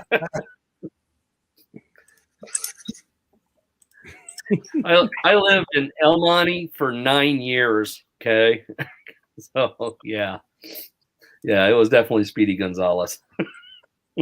You got to dissect that Pepe Le Pew thing. I mean, what are they saying? Are the French skunks? Because he was French. They stink. Yeah. And he thought it was appropriate to constantly chase this woman and grab her and try to kiss her constantly. Yeah. And that was comedy. Oh, heck yeah, it was. In fact, it one was of the comical. Was Ralph Camden constantly threatening to beat the shit out of his wife. And that was bang, zoom. That was comedy. Yep.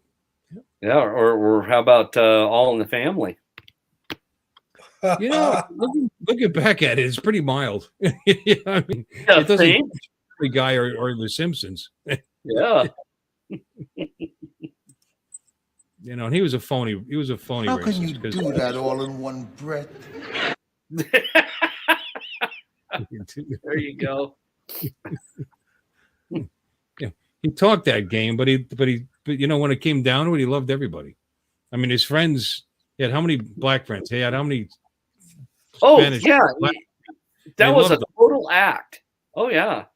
No, I mean the whole Archie Bunker thing, and that was the thing of people of that generation. I mean, they said these things. My grandfather, God, the stuff that would come out of his mouth, but his best friend was Eddie Lopez. You know what I mean? And they what was that movie with? Oh my gosh, he was calling his neighbors zipperheads, and then he puts his. He actually gives his life up for the kid, the neighbor. Clint Eastwood. Gran Torino. Oh, Gran Torino, yeah. Oh, yeah. And they said this racist stuff all through the whole thing, and it meant nothing. It was just words. They were just kidding each other and making fun of each other. And it was okay because it didn't mean anything. And what the whole point of that was is that's real life. You go to any trades, and that's what it is. I mean, it's not, how do I want to put it? It's not meant derogatory. It's just to keep from killing yourself or killing somebody else because they can't do their job right. So. Yeah, that was a great movie. Well, anyway, Doc, it's heading for 12. I had a long day. No. Is it really? It's 11:41. It's only 9:41. Come on. Bill had too much fresh air. Oh, I'm a little tired. It must be the thin air up here. Oh man, that's okay, Bill. I still got a 60-item punch list on this house. Doc, you've come in a bunch of times, and I always appreciate it. This really is the best quality stream. I think. Well, because the last few times that I've been, I was on my cell phone. So. Well, I mean, even when you were at your desk, and I mean, because sometimes your internet just didn't handle the stream all that well. Yeah, no, that's very true. That is very true. You know, I mean, you had it set up great. You had all the different camera angles and everything. I'm not talking about the production. I'm talking about the actual internet. Yeah, no, the service we had up there wasn't the greatest either. That's all right. Tuesday, I've got one of those cellular routers coming so that I can, I've got a tablet and I'm going to pull the SIM card out of it and put it in that cellular router. We are less than a mile from the AT&T cell tower. So all I've got to do is put it up, see how it works. And if it gives me better internet than what one of the local internet companies can offer, they literally can barely give me 3 megabits per second. And that's it. And that's the best that they can give me. That means I'm going to get like one if I'm lucky. Was it DSL? Yeah.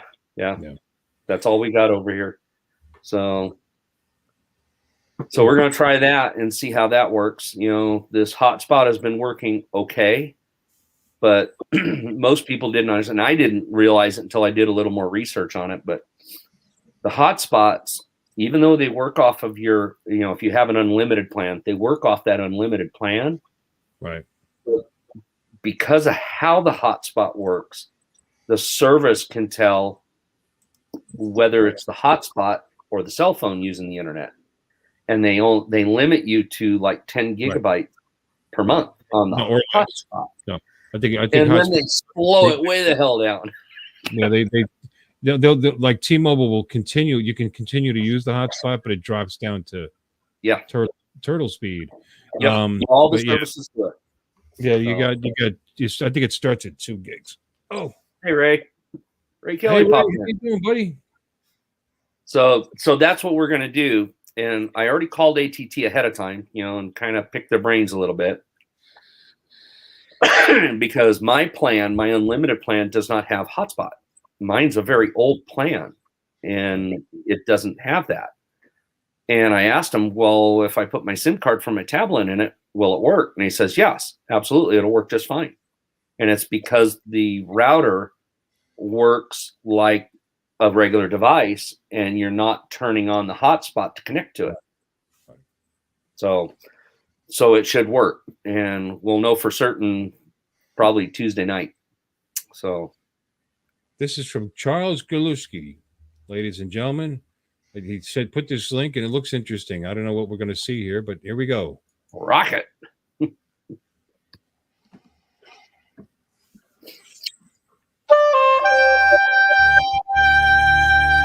Too much right stuff already.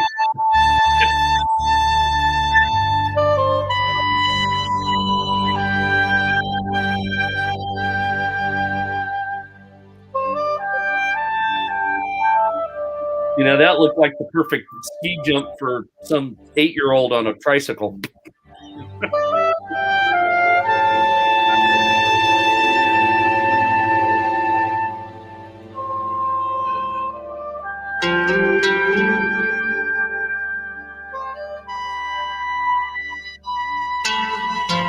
Apparently, Charles named his drone Billy. Oh, perfect. I was going to say, does he not see the tree coming? Nope. Those are called ghost branches. Oh, that's perfect. Oh. He landed it. He landed it with a point. It looked like he broke his gimbal. Yeah. And you're laughing. You're so mean. Oh man, I love that stuff. Crash videos are best, guys. Guys in the chat, you all know it. Don't even argue with me. You all love it too. As long as it's not your drone. Even if it's my own drone, it happens. You know, it's gonna happen. So, God, I don't know that I like it. It's like people say, oh, they watch NASCAR because they're waiting for the next wreck, and I was like, no, I don't like that. It brings back bad memories. Yeah, I'm gonna have to go back because I've got like, give me an idea. I've got like hard drives full of FPV video, right? And I've got to go back and find the one where I was learning how to power loop, right? I had one session where I crashed power looping the quad like 7 times in one sitting. Wow. And I edited it all together. And then I had to break it up into 1-minute clips. I put it on Instagram. It's on my Instagram page. But I've got to go find the original footage and get it to where I can put it on YouTube, because at that time I didn't have YouTube. So I've got to get that on there, because it's just, it's classic, just crash. And mind you, it's all one flight session. So multiple batteries, but all one flight session. And later I found out I did break the frame. I broke it right in front of the front arms, but it was still flying. I just kept putting it back up, kept flying. Ladies and gentlemen, we got another shared video here. This is from Leonard Oglesby. Let's get this. And I know it's epidemic, but I still can't play it because I don't have an epidemic license, Leonard. We got to hurry up and get one, Bill. I should. Yeah. What's the heck? Another $15 a month, Yeah, it's $15 a month. Yeah. It really is worth it. It really is. I'm pretty happy with it. I just They've got the software I purchased comes with a pretty good amount of music on it that I haven't used up, and they do update it for free. So yeah, so far I haven't really needed it.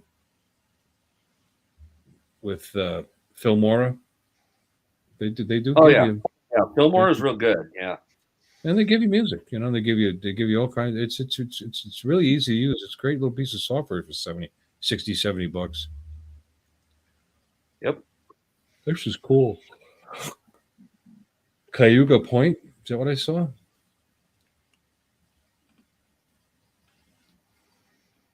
And that looks like a perfect spot to go do some bush flying.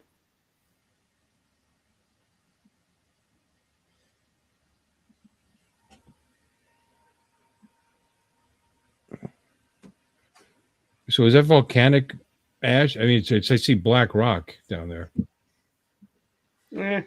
Could be. Leonard, where's this at? It is Cayucos Point.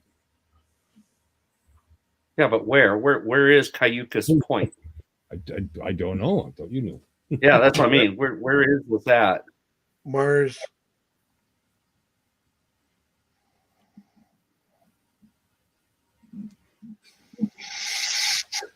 Oh, Charles says he honestly thought it was going to clear the tree. He said the gimbal's not broken. Yeah, well, that's good. That's good.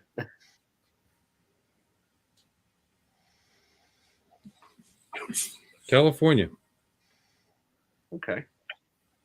This is in Central Coast. Okay, that's up way north. So that's got to be well north of Frisco, because I'm familiar with everything south of Frisco, and yeah, that don't look nothing like anything down there.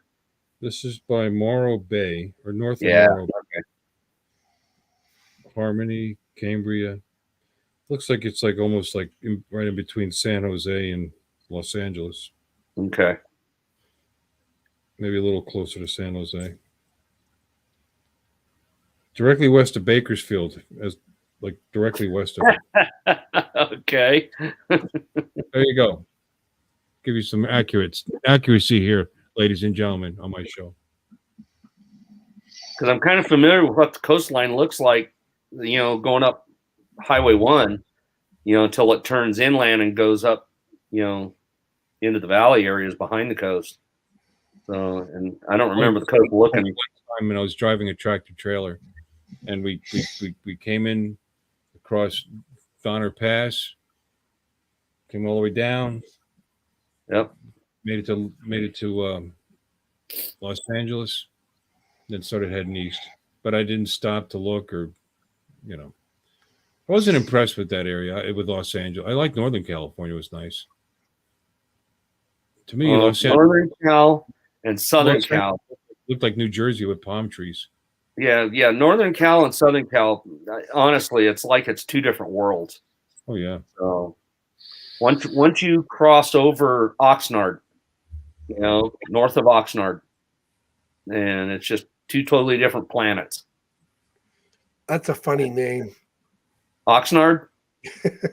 They got a few other funny ones out there too. Oh, you're from Canada. You're talking about funny names. I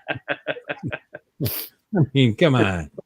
Let's go down the list of Canadian funny names for. I can't think of any.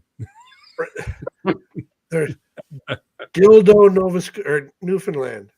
Yeah, there you go. Yeah, that's kind of normal, Newfoundland. Yeah.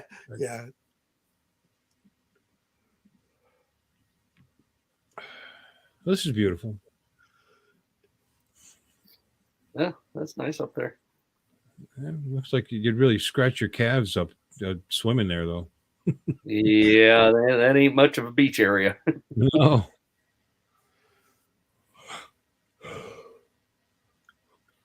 Night. I know, I was getting sleepy. Who's going night? Bill's sawing logs. I was Bill's yawning. sawing logs. That's Highway 1 on the left, he says. Okay. So Captain Ray Kelly, what are you doing up so late? He never stays up this late. Is he still in California? Right? No, No, he's down. he's in Florida right now, I think, isn't he? Yeah. That's It's right. winter time. Yeah. In fact, I'll be going on his boat on Tuesday. Yeah, if he went north, he'd be a raceicle. Yes, he would. We're still going, right, Ray? What's the weather look like? Hold on, let's check it out here. I have to be in North Palm by 7 in the morning. For us, it's still pretty cold out here. It's actually starting to try to warm up just a little. So, not much. Well, how cold is it in New Mexico? That's what I'm looking up right now. Right now, it's 39 degrees. Wow. And those are real degrees, Jim. Okay. Not that Don't give me that. I got your real degree right here. Let me try North Palm Beach. Hold on. We'll do it. Let's see. It's going down to, it's going to hit like 25 degrees tonight. Wow. No shit. So it's 60 here right now. That's going to be our high. 10 days. All yeah, right. it says the high tomorrow is going to be 68. It'll actually be a nice afternoon. So, yeah, Ray, it's a few degrees warmer by Ray than here. Believe it or not, just 45-minute drive south, and it's actually a couple of degrees warmer. At 7 a.m., it'll be 65 on Tuesday, and just a little cloudy. That's nice. No rain. 7, 9, 11, no rain at all. It'll be 71 by 11 a.m. So that'll be a good day. it's going to take all day just to hit 66 out here. At least it's warming up a tad, during the day now. Boy, there for a little bit was it last week? Yeah, I think it was last week or a little before last week. Man, it got down to that 11 degrees, and it got cold. So, and that happened to be the night I forgot to leave some water running. And that's why the pipes froze. Oh, yeah, you got to leave them dripping. Mm-hmm.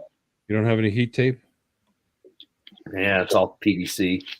So I did the MacGyver way, out where the accumulator is, out in front of the house, where the pipe comes up out of the ground for the from the well, and then into the accumulator, into the pressure vessel. Built a box around it, put a 60-watt light bulb in there, put a blanket around it, plugged it in. Then I went to the other side of the house where the water line comes from the accumulator and comes up out of the ground and goes into the house. Put a box around that, put a 60-watt light bulb in there, and put a blanket around it. Haven't had a problem since. You wouldn't put heat tape on PVC? No, I've seen what it can do sometimes. If you don't have any water flow at all, and the pipe isn't big enough, okay, it can actually distort the pipe and weaken it. And then if you have high enough pressure, it'll burst. And it won't burst because it froze. It'll burst because the pipe got weak because it was getting hot in that one spot where the tape was. I didn't think it got that hot. Friday, it's going to be 85 degrees here in sunny Florida. Holy smokes. We're range is 74, 65, 72, 76, 81, 85. I think winter's over. Dang, I think it's only going to get 5 degrees warmer. And the only difference between now and July is the humidity. It doesn't, that's the thing. It doesn't get super duper hot either in the summertime. I mean, it gets in the 90s, but that's it. That's what I mean. It's going to get up into the 90s, but it'll go from being 25% humidity, at night right now to like 100% humidity and 95. Well, it's 100%. It's raining, but it doesn't get that bad. I think that's a bit exaggerated. I never felt that it was that humid. Not much. You got to remember, I come from a part of the country where, during the summertime, as long as we're not having thunderstorms, it's like 15 to 20% humidity out here if we're lucky. If you're lucky. Yeah. I've been out there. It's dry. Yes, sir. That's why us desert rats have the nice glow. Ray, are you fishing for a Valentine's gift? I guess by Ventine's Day you meant Valentine's Day, but yep. Well, he's going for one of them halibuts. They kind of look like a heart. Yeah, Tuesday night my wife and I are I work Monday night, so we'll go for something to eat Tuesday night. She doesn't even care. Been together. That was a good video. 23 years. It's no big deal. Huh? Yeah. That was a good flying video. That was a nice area. I don't miss it. Thank you for that. I honestly don't miss it. So, what? California? Yep. It's the politics, man. God, it's crazy. Not just the politics anymore. No, to me it is. I didn't spend any time there, so that's all. That's yeah, all it is. I did. I grew up in the San Gabriel Valley. I grew up right down in the in the LA suburb. So you're a California boy at heart, huh? Well, I was born and raised out there. No, that explains a lot. No, once I got married and we got out of the LA basin, we went up to the high desert. We lived up in the high desert for over 25 years. So we got away from all that craziness down below. Oh, and then when the last big housing bubble happened, everybody sold off down in Watts and brought all their crap up to the desert because it was cheap to buy up in the desert comparatively. And then they brought all their stupidness with them. And it wasn't 6-8 years and we were gone. We just weren't going to put up with that anymore. Drone will fly high of 20 degrees. Ugh. Yeah, I don't miss winter. Nope, me neither. I mean, for a minute I did. I saw that nice little house in the country, and the little bit of snow. It didn't look so bad, and I thought, it kind of reminds me of Pennsylvania a little bit, and then I was like, forget it. No, it's only nice a couple of days out of the winter. It was so gross there the last couple of years I was there, just cold enough that it was uncomfortable. And during the day, it would warm up. The snow would start to melt. Then overnight, it would drop down in the 20s, and everything would freeze hard. Yep. The slush would freeze hard all over like the sidewalks, on your car. You were chipping you had to have a hair dryer to open your car door. It was just, oh God, it was crazy. Well, at least you're not in Alaska where you got to have a propane torch to heat the door lock, to open it. you know, it's just with that constant melt and thaw and melt, freeze and thaw and freeze and thaw. It was just, God, get me out of here. Now that was like the deciding factor. And then Dad that called earlier on the stream. My stepfather, he's like, "Come on down, stay with me, buy a house." And I was working for myself at the time, which online, you know, so my job was anywhere. And my wife was in the service industry, and she got to get her job anywhere, and like took advantage of it. Okay. Yep. Bye-bye.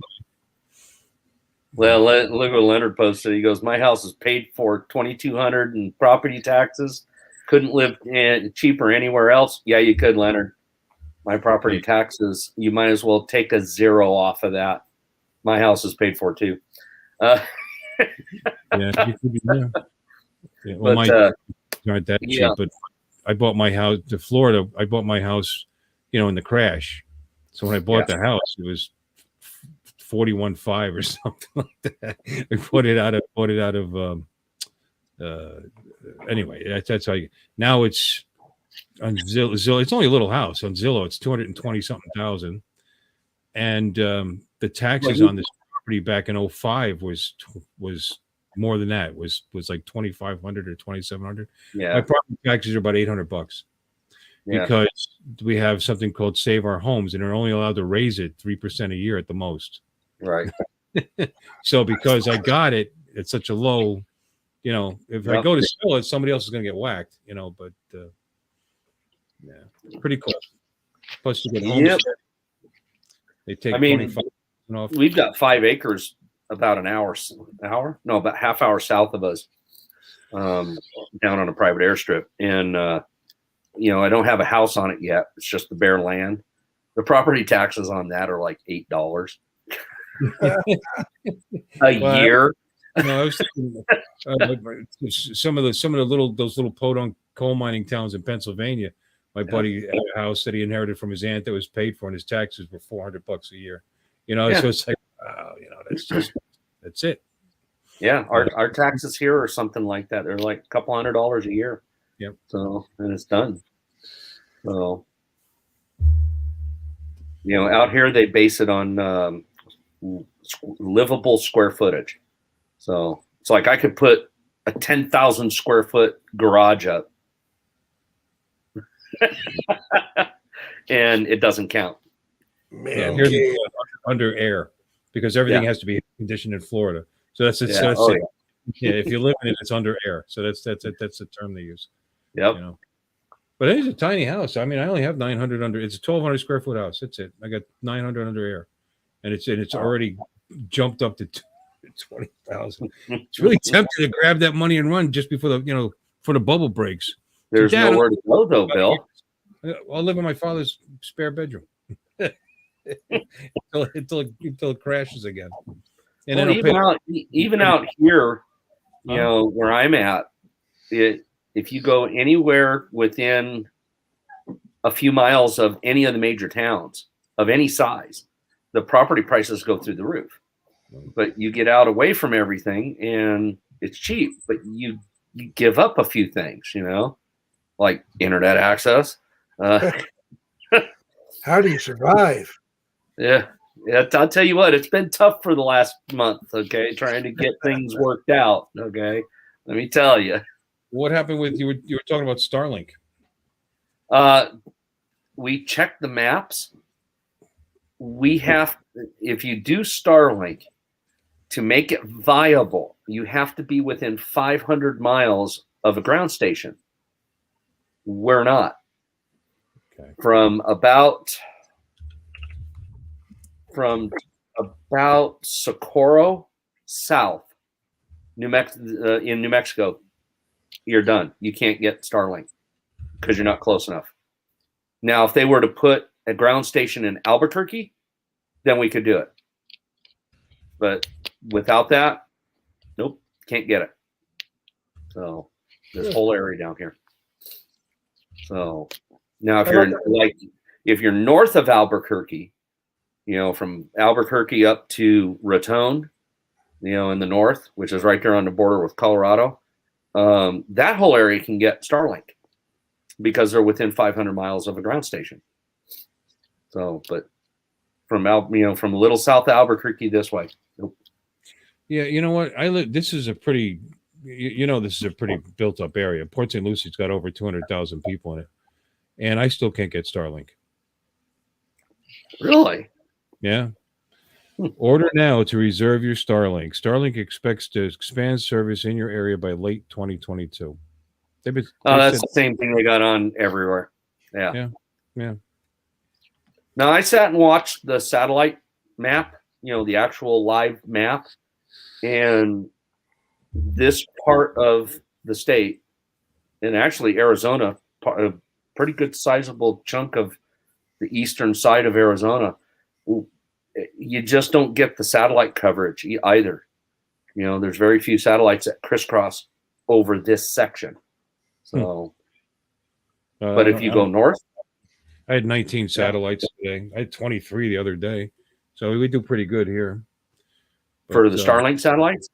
No, not Starlink. I'm talking satellite coverage. Period. Oh, people, no.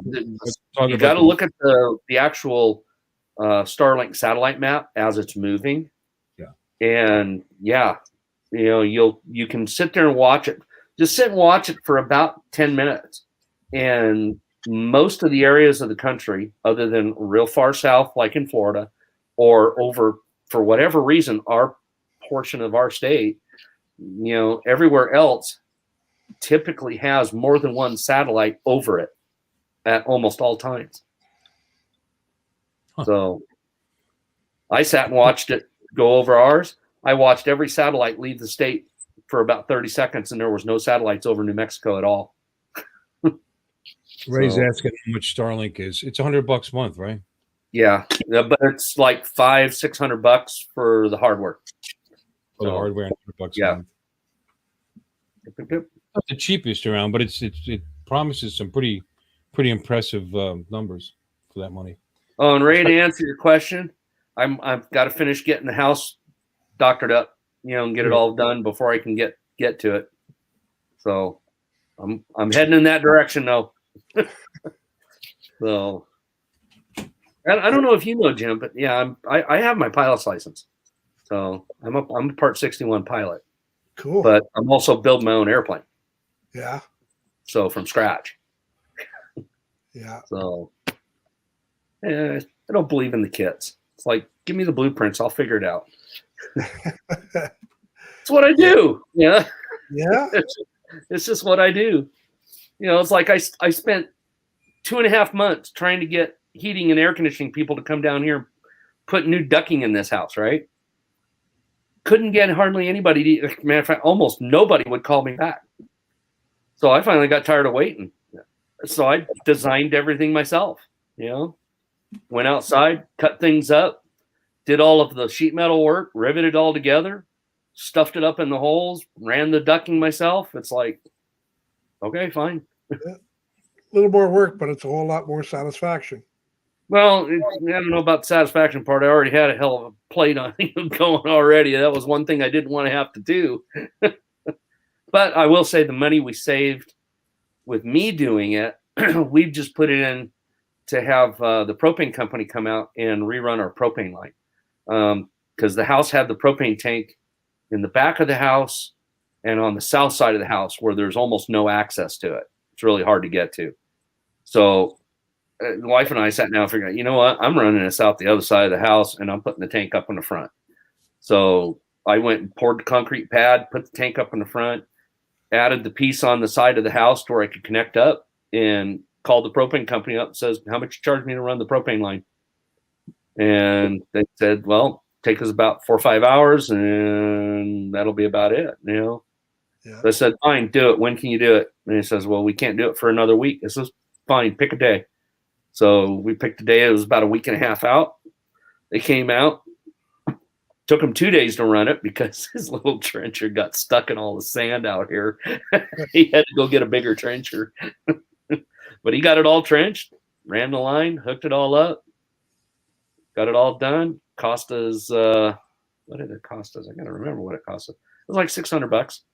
Wow. And he put all the brand new propane line in, had it all hooked up. Done. I was happy to pay him that because I didn't want to. I had other things I had to do besides trench a propane line in. So that's kind of things we did. So Very cool. So how long you been flying? Me? Oh, years. I got hundreds of hours flying, and it's like I like the bush flying. I like the backcountry flying. That's the kind of stuff I like to do. Yeah. So getting down in the weeds, getting dirty, following rivers and canyons, and I like that kind of stuff. It's more challenging. It's more technical. So it's like wife and I were talking earlier today, about my brother. My brother's got his pilot's license too, right? And we were watching something on YouTube, about pilot put an airplane down, and all that. And I turned and I said, that would have been my brother. He would have killed everybody because he doesn't fly like I fly. He relies on the airplane to fly him. I don't. I fly the airplane. So, and there is a difference. So the guys that trust the airplane, when something goes wrong, they're the ones that you end up hearing as statistics. Yeah. So the guys that take the time, learn how to fly the airplane deliberately, and that's what I mean by flying the airplane. They're the ones that, they're always watching, they're always paying attention, and if something goes wrong, they already got an out. So, and that's the way I fly, because I like flying off field. I'm always looking for a place. Man, that looks like a cool spot to land. So I go and investigate that kind of stuff, so I'm always looking. So constantly knowing where I can land, and how much I need to land, and which way the wind's blowing, the whole thing. It's interesting you say that, because I was thinking about, I've been saying lately, it's great that all the newer cars have all these different, helpful electronics in them, keeping you in your lane, auto braking, reverse braking, looking for pedestrians, all this, and it's all great, but is it good, or is it just gonna make people lazier and less attentive to what they're doing? Well, here's a good example. You remember when they did the seatbelt law? Yeah. Their whole thing is, got to save one life, it'll be good, right? Freaking accident rates went through the roof after they did that, because everybody put a seatbelt on, figured, I don't worry about it now. The seatbelt saved my ass. And then they had all kinds of accidents, people dying all over the place constantly. Yeah. It's the same thing. It's exactly that same thing. So that's why I drive a 90 Dodge diesel 1-ton dually. It ain't got no electronics in it. My truck takes one wire to work. One wire. So all I got to do is put power to that injector pump. I can push start it. Of course, the damn truck weighs almost 6,000 pounds. It'd take a few of us to push it, but you can at least push start it. So, well, Leonard hit us with another video. Uh-oh. Let's check it out. Oh, Leonard's on the ball tonight. All right, here we go. I figured if I'm going to stay on, I'm going to have to keep. I'm starting to fly now. See, I got mine. I ran out of Diet Coke.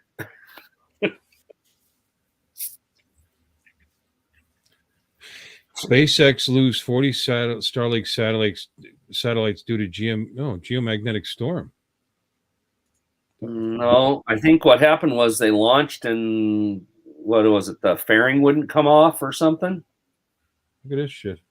Oh, look at that. Damn, the aliens are shooting at LA again. They're burning up. I don't think they're shooting at LA. They wouldn't want to kill their own people. Yeah, good point. There you go. I mean, is this real? Is this actually 40 satellites burning up in the atmosphere? Might be. Neat game of follow the leader.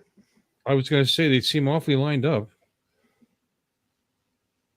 Well, if you look at the Starlink satellite, the moving satellite map, when they have a launch and they initially launch all the satellites, you can actually see them on that Starlink map, and they are lined up in a straight line until they slowly disperse to their locations. I don't know if these are real. If you look at each individual one, he said yes, a solar flare made them drop and burn up. Huh? That's what Bob Casey said. Okay.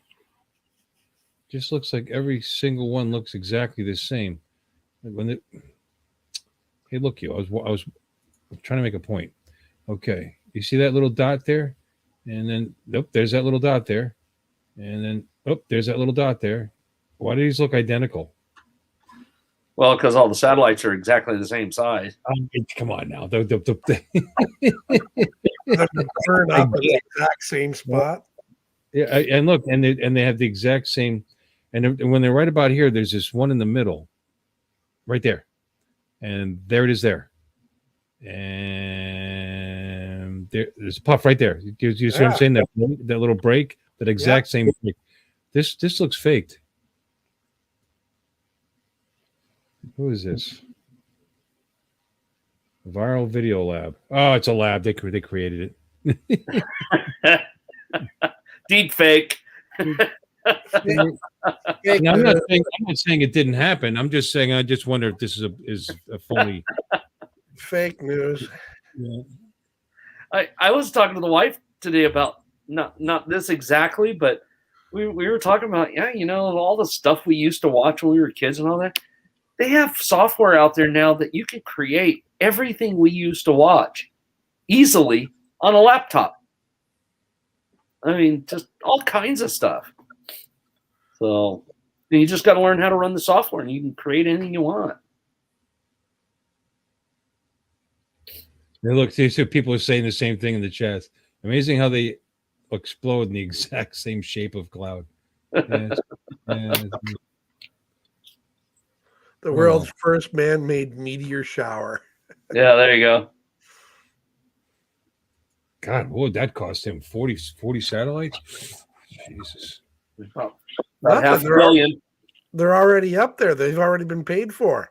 He's going to have macaroni and cheese for lunch for at least a month and a half. Oh, no, only about a week.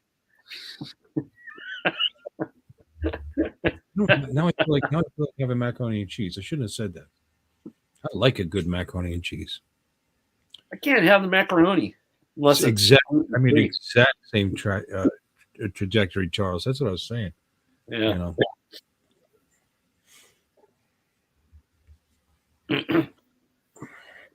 Yeah, they got some crazy stuff out there. So, like I said, I mean, did it happen? Sounds like it did. Is that a video of it? I don't know. Hard to tell. I don't know. But I've been wrong before, though. Many, many, many times. Well, see, now if that had been Leonard's video where he had a camera up and absolutely. I would never question Leonard. Yeah, Nope. That would be a different thing. Yeah, absolutely. And we'd help make it go viral. That's right. I have seen some pretty intense launches, though. Living in California, so Vandenberg had some very good ones. I can see the launches from here. Well, the ones we saw were different launches. They were military, so they were missiles and stuff like that. So I mean, now where my dad is up in St. Cloud, you can see him bright as day. Here you can see them, but they're not. It's not as impressive as up there. But you can see them. Yeah. I just saw that most recent launch that they did. What was it? I don't know. They made a big deal out of that, but I was able to watch it for a pretty long time. Oh wow, kind of neat. I just find it impressive that they're able to recover the lower half of the rocket. That it comes back down, lands on almost the same launch pad. So pinpoint accuracy. Yep. It's amazing. I don't know how cost effective it is yet, but it's pretty amazing. Yeah, it's pinpoint accurate too, and sometimes they get it like a freaking dart, and it goes. Have you just wonder why they got away from, instead of landing rockets, like the 1950s movies where you're actually landing a rocket. Yes. Why did they get away from shuttles, or from the type of rocket you could fly into the atmosphere and land, like a plane? It has. What you mean, like the space shuttle? Yeah, I mean the space shuttle was the first reusable, Yep. Cost. Now with piggyback, I understand that it's not a rocket and all that. Yeah. But now, if you're going to make a rocket that can re-enter and land, is it? I guess that's not possible to have one that actually can have wings that. It's not practical. Has to do with weight.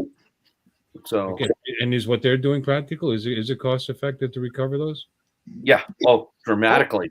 Absolutely. They're using them 20, 30 times over. Yep. But the cost of recondition, they're not just taking them, filling them up with gas and say, okay, send it up. I mean, there's a reconditioning. Yeah, there's a reconditioning effort that has to go into those rockets, and I bet you they replace every one of those seals in between those sections and everything. At least I hope they do. But there's only one seal in one section. Okay. That's it. Build rockets for a living. I don't know. Yeah. It's that lower half is a single stage. Yeah. So, and when that one breaks free, it comes back. And that's the lower atmosphere stage. There's got to be some kind of reconditioning being done. Absolutely. Yeah. But think about it this way, Bill. It's not NASA. It's not the government. It's not having them to buy, $10,000 toilet lids. Well, that's the government. Yeah, that's I don't know. But then that's the truth. That's where it's at. It's private. I don't know that that's NASA or that's the government doing that to that. Doing it. Yeah, it's the government. It's just a government thing. They got to make sure they remember to save enough fuel for it to land. That's right. And I think they were 8,000. Don't exaggerate. They're a little more efficient than that. 8,000. Well, the $8,000 ones were the plastic ones. Okay, $10,000 ones were the wood ones. Can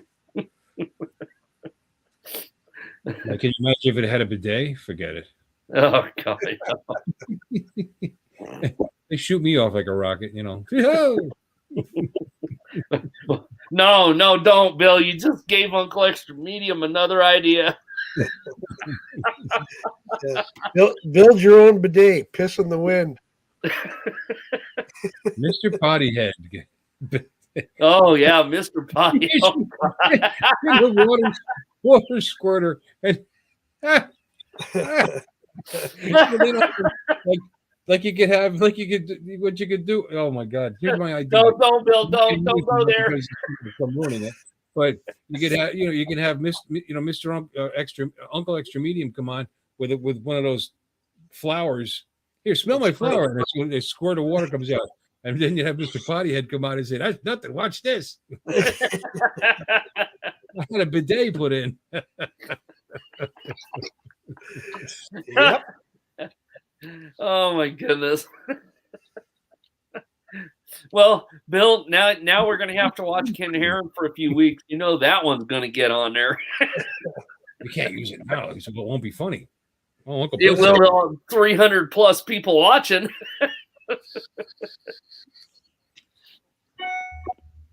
Oh my goodness. Yeah, it would be great. Like a water pick, a reverse water pick. Oh God. Oh man. What were those ones that vibrated? That had the vibrating head? I don't know which ones of those toothbrushes. I bought a water pick. I've never used it. It's sitting in there. Yeah, I've never used one. Well, it seemed like a good idea at the time, but it's a pain in the ass. You'd have to. It's never had water in it. Yep. Hey, Bill, I do have a bidet, by the way, attachment on my toilet. It's the best thing I ever did. It's perfect for the dog to drink. I won't get into why.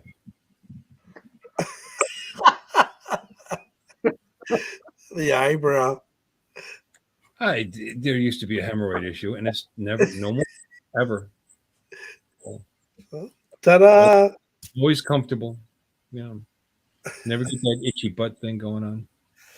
Yeah, well, That's all right. I don't think Bill has that problem. He's got the golden raz going, behind him tonight.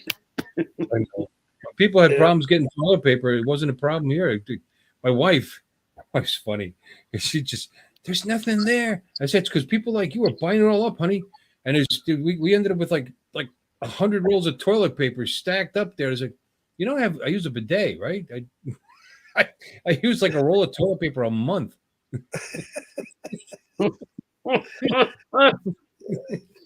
don't have hemorrhoids. I'm a perfect asshole. Yeah. Oh.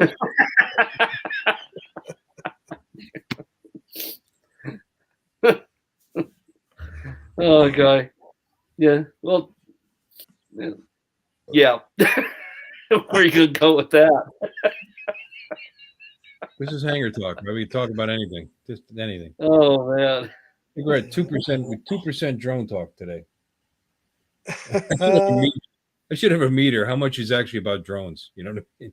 And we're about 2%. I showed some videos. Oh, I did. Yeah, I showed some videos. Doc, were you in there when I showed the video of the Air 2S at the boat? Yeah. Yeah, I saw it. Yeah. There you go. How about that for an orbit, huh? I think it was zipping. Yeah, you had that thing in freaking turbo mode.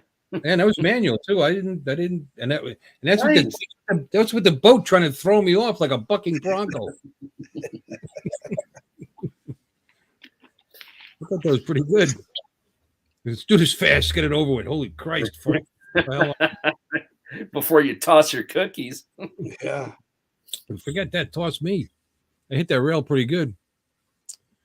But it's still a fun day. I had a good day. My wife got a couple of fish out of it. Between that and the fact that I had a cover because some people did. We canceled this trip 3 times because of the weather, and the boat canceled. So I buy the sandwiches for everybody, out of the league, the bowling league money for the group. So I bought them last week. Ended up having to eat 2 giant, boar's heads. This is boar's heads. I buy the good stuff, but that was $52. Plus, I'm spending $100 anyway. Then 2 people canceled the last second. I felt bad for the guy because you saw how few people were on that boat. I mean, I wouldn't even have went out, And so I put more money into it. So those 2 fish cost me like $220, I think.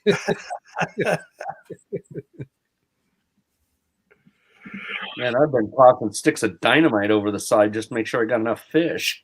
There were some big ones. We were snagging. There was, you heard of Goliath groupers, right? You ever hear of a Goliath grouper? Oh, they're like 100-year-old groupers. I mean, they're huge. They could be 300-400 pounds more. Holy smokes!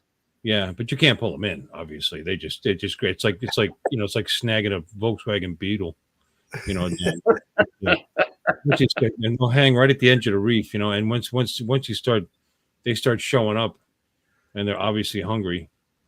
It's time to move the boat because you think you're snagged on the bottom, but you're not. You actually got whacked by one of those guys. There was a bull shark there that was trying that big cobia that guy pulled in, that 35-pound cobia, whatever it was. There was a bull shark right up until the last minute trying to get that cobia off out of his line. They were like running, trying to get that boat that and they don't know how to shark. He missed. He had one last shot at it, and he just missed, and they got it in the boat. Yeah. So, good. That's a nice fish. It's worth a lot of money. That meat on that fish. I got one cobia one time. wasn't nearly that big. But I don't go out there worrying about whether I catch a lot of fish. I just try to have a good time. Like it's like my show. I don't come in here worrying about my content. Clearly, yeah. Just try to have a good.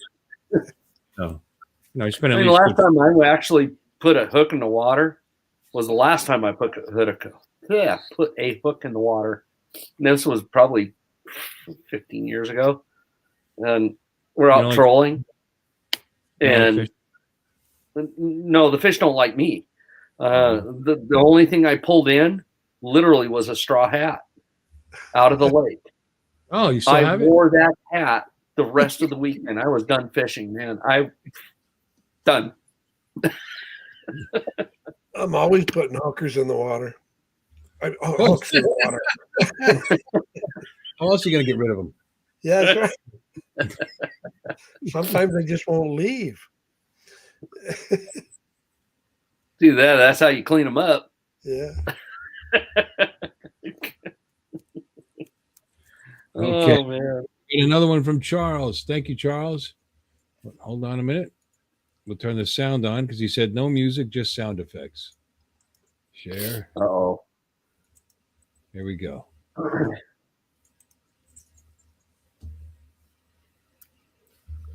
And his flying machine. Oh, this ought to be good. Magnificent man, huh? Okay, Charles. I like that. We'll hide that. Play this. And there we go. Uncle Extra Medium. Yeah. FPV, Doc. Absolutely. Sounds like it's evil.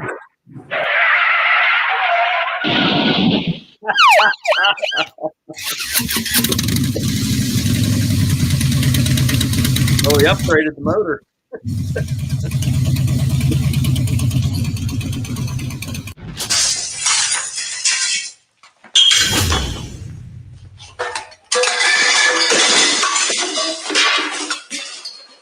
was going to say he went from a Model A to one of those 4 straight 6s.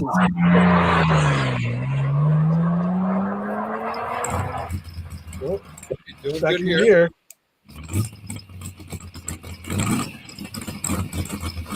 Oh, now he's up for a small block Chevy. Doing good. That tree, Jordan. Here we go. Straight into the wall. Yep, there it is. You're clear for departure. Now this is funny.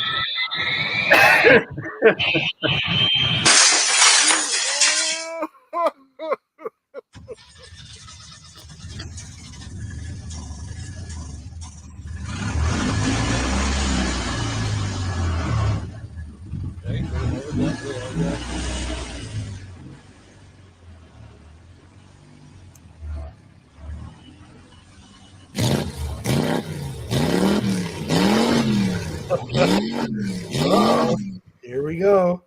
Yep, he gave up on the small block. Now he's into the 2-wheeler.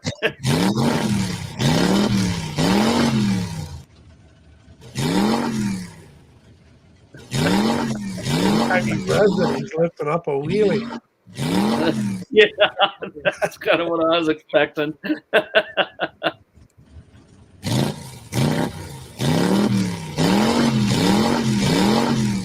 Pop the clutch. Let's go.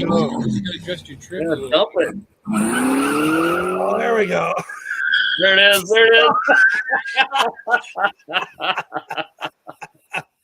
That's awesome, Charles. That's classic. That's a good one. You got to submit that one to Ken Herron. He'll like that one.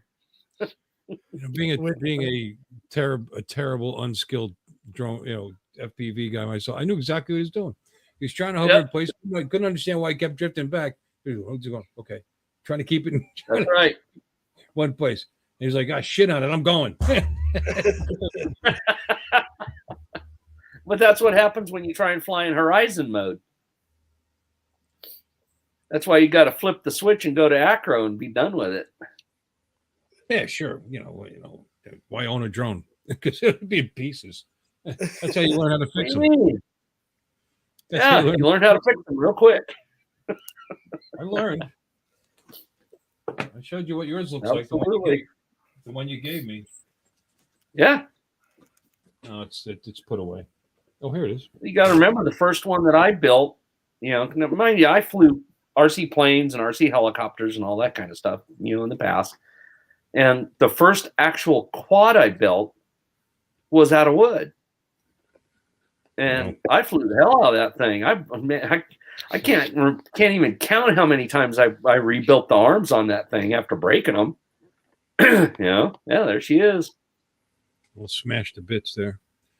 But I put that cracked up canopy right back on it again.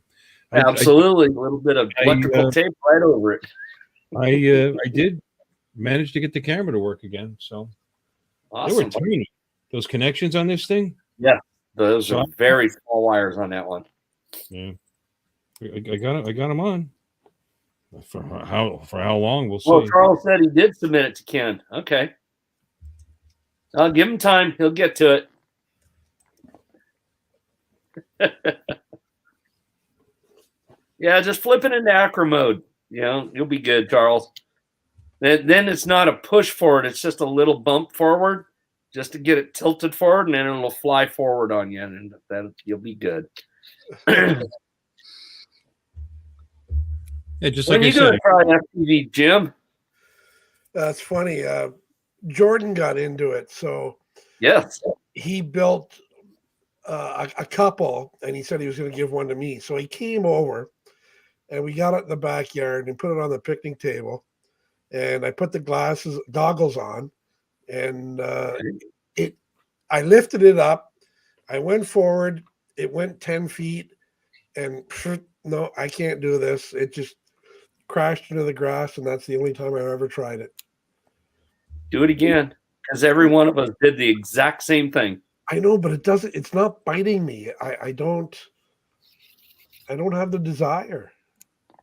You know what? You need to get with somebody that's that can put a set of goggles on you, analog, and just ride along with them. And somebody that's really good. Oh, I would enjoy that. There's no and get a feel for it, see what you can actually do with it. So, oh my God, we're wrong. Did you see what Charles said? What's that? It's a DRC D50 drone. That wasn't FPV. Oh, really? It's got beautiful video. Wow. Yeah. That's kind of like one of those. What's the name of that one company that makes those really cheap ones? Captain Drone does them all the time. He does the reviews on them. What's that? Captain Drone does reviews on drones like that all the time. Those cheaper ones, yeah. Yeah. Wow, that wasn't FPV. Well, it sure looked it. Yeah, it did. Well, shoot, Charles, y'all just go to the FPV side and go have some fun then.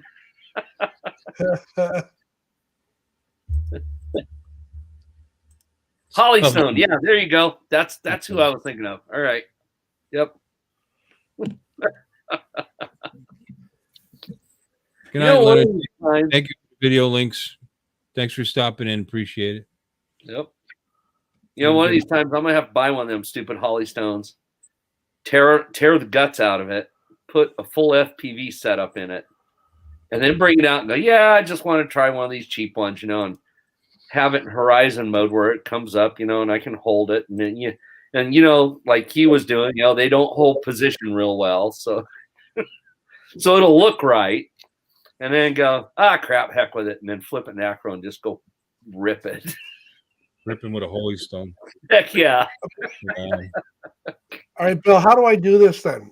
I've got the video link saved, so how do I put it on the air? You open it up in another window first, then pause it, and then you share it. But first open it. Did you open it up? There, I put it in the chat. Okay, let's see if it pops up. Well, all right. So what you do? I'm waiting for it to come in the other chat. Okay. There it is. So I right click over that link and I open it in a new window. Now I have it opened, playing here for me. So you just pause it for now. And this is one of Jordan's accidents. Okay, so it's paused and it's ready to. Then you hit wait share. a minute now. On the FPV, we don't have accidents. They're just semi-uncontrolled landings. Yeah, You just run interruptions. out of space. Interruptions. Semi out control. Hit share. You hit share screen, and then you choose window, and then there it is. And we hit play.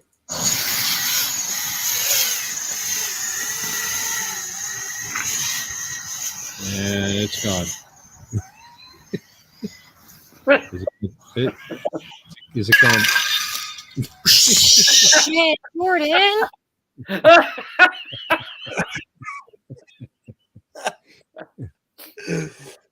That He hit like the goal.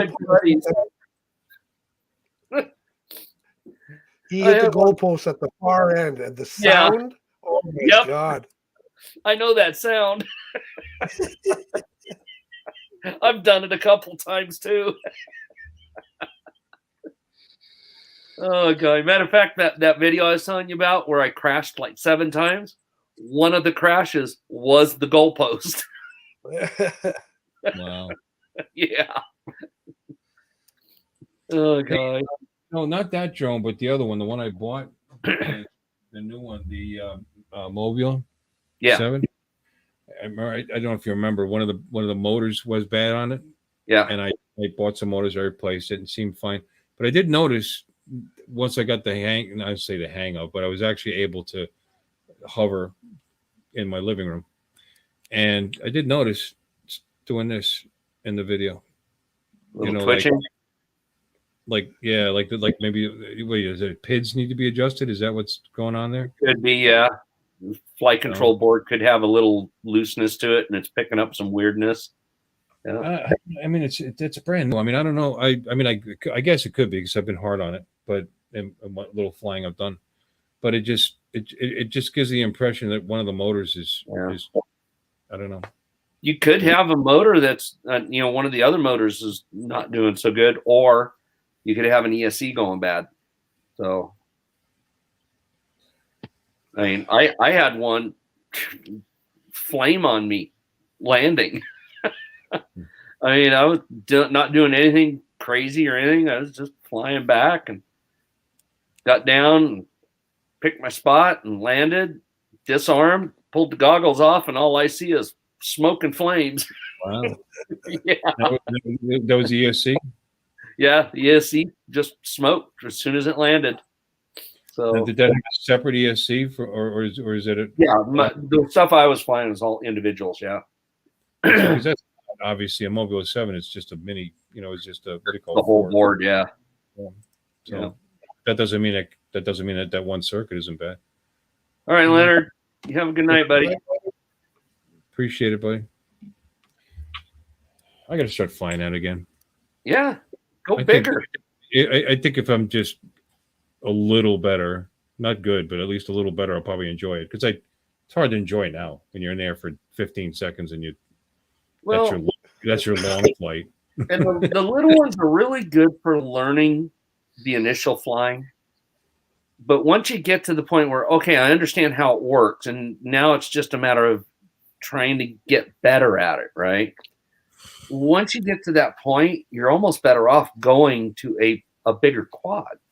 So because it'll be more stable, it'll be more consistent, it'll have a little bit more power to where if you get kind of goofed up, you can just hit the power a little bit and it'll save you a little bit or send you off into the ocean, one or the other. I don't know the power. I mean, I tell you, that Mobile is pretty damn. That thing's fast, man. It takes when you have both batteries in. When you do two 1S's in it, I'm not paying attention. I hit that stick a little too hard. It's gone. It just disappears.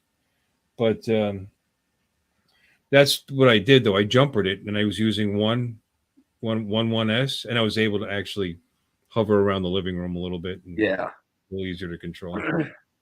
Well, you can also change the rates a little bit to make it a little easier too. Go into your rate profile and lower the rates down on a different rate profile, and just fly that inside on 1S, and it'll make it easier. I try that too, but it was easy enough with that particular drone just to pop one of the batteries out. But I will do that. Hey, ladies, woke up with a headache. That's nice. Come in and insult us right off the bat. Are you Worse for dreaming? Does this look like a lady in your world? Maybe in his part of the country. He's in Florida.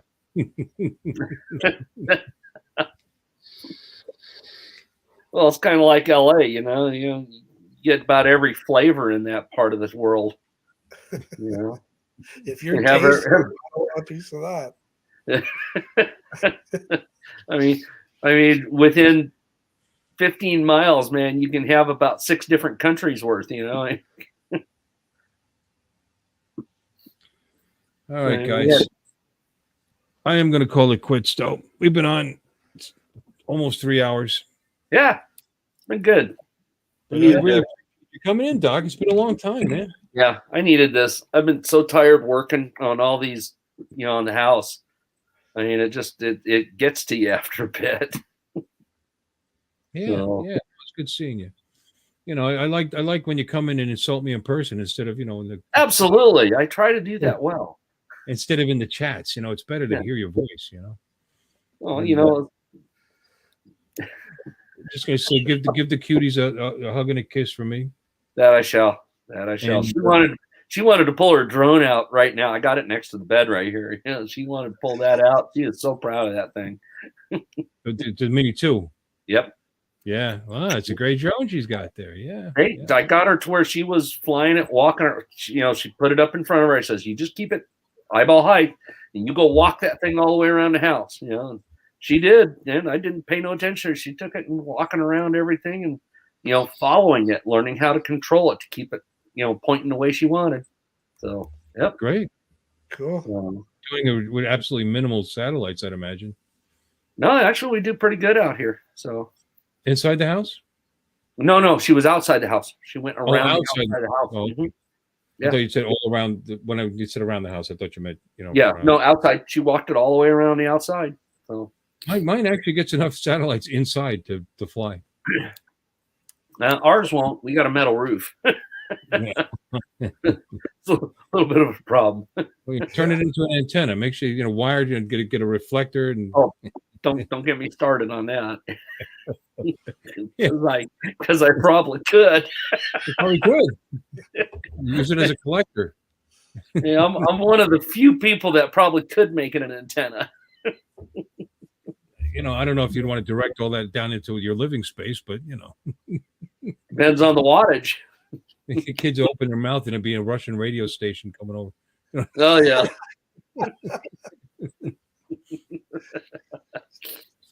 Oh man. Now the roof's a little too big for the frequency. I'd have to run a lot lower frequency. It'd have to be down around let's see, the house is 65 feet long, so that's down around the 80 meter band, so about 3.5 megahertz. So I mean, now being serious, I mean, having a metal roof as a plane for an antenna, I mean, there must be some way to take advantage of that, and for as far as transmitting is concerned, and maybe setting your ham radio system up. Yeah, I mean, using your roof as a giant reflector plate. Yeah, you could. It'd be directional, straight up. Well, you got a flat roof? Well, it's got the peak, but you'd have to put the driven element on one side or the other. Right. So the pattern would be upward, or downward, if you put it on the inside. Someday we'll be reading about you picking up signals from space. Dude, I have an amateur extra class license. I can make anything that's metal radiate RF. Oh, I know. I know. And if I had a Heathkit antenna tuner, I could tune a bucket of water to transmit in. Yeah, that's not a joke. Those dang Heathkit antenna tuners were really, really good. I mean, if I get my hands on one, man. Is Heathkit still around? No. I didn't think so. No, but those those tuners are still around, and they are worth a boatload of money. So, yeah. It might be. Let's see. Do you want to work on a Mini 2? Actually, I don't work on the camera drones too much, Mike. Honestly, if you've got if Drones 863's got a problem with his Mini 2, tell him to call Chris, QC guy. If anybody can fix it, he can. So, Well, Dustin. Dustin Gable. Yeah, he's got a Mini 2 that he bought refurbed, and it's got a problem with the camera, the gimbal. He bought a refurb. He got maybe 6-8 flights out of it, and he can't fly it anymore. It's twitching down. Okay. And they want as much money as he paid for the drone to fix the damn thing. So tell him to call. Get a hold of QC guy. Tell him to get a hold of Chris. All right. So yeah, definitely do that. So that would be my suggestion. He's got the ends on how all the electronics in that work. So cool. I'm more the analog, beat it with a hammer kind of guy. Yeah, I mean, hopefully they'll find out there was just something wrong with the ribbon cable or something. I don't know. It could be that. It could be the camera needs to be, the camera part of the software needs to be rebooted. A lot of times it's something as simple as that. I know Chris talked about that a few times with a few different models. That's what they had to do, was completely reload the firmware into it, and it fixed it. The exact same firmware. So sometimes it's just something as simple as that. And he actually works on Mini 2s? Yeah, he pretty much will work on anything that's camera drone. So, yep. All right. So, I'll let him know. That's great. Okay, guys. Once again, thanks for stopping in. You bet. Jim, it's FPVing. Expect to see I just so you know, I didn't tell Jim this either. On the 20th, not next week, but the week after, I'm probably not going to go on because I got to cover for somebody. I have to work Sunday night. I mean, if I were to go on, it'd be 11 o'clock at night. Now, if anybody's interested in that, apparently there are people that are interested in that because that's when we had our most people in here. We got up to like 20 people at 11 o'clock at night. So maybe I'll still go on, but it'll be late, because I got that girl's taking the night off. So did you read what Drones 863 said? So it's going, oh, Michael, Joe, my God. Go back to sleep. Yeah, I think you took a few too many aspirins. It's worse than Michael J. Like it's looking down. It's this, and then it looks down. It looks down. No, it's a little worse without the hot wife. Oh man! All right, guys. Jim, thanks again for everything you do and being funny, and for your glamorous backdrop. Thank you. Well, he's got the golden Raz. Yeah. And golden Raz, gold sequin. Now to make it absolute wonderful, you got to get a little fan back there just to make it wiggle, just that little bit. Mike, you're right. I used to go on just any time at all. If I was awake, I'd go on. You're right. So I'll be on that week, but it'll be late. That's all, because we close at 10, and by the time I get out of there and get home, it'll be 11 o'clock. So yeah. Anyway, you guys have a great night, and once again, thanks, peace, night, everyone in the chat, and try to be the greatest thing ever.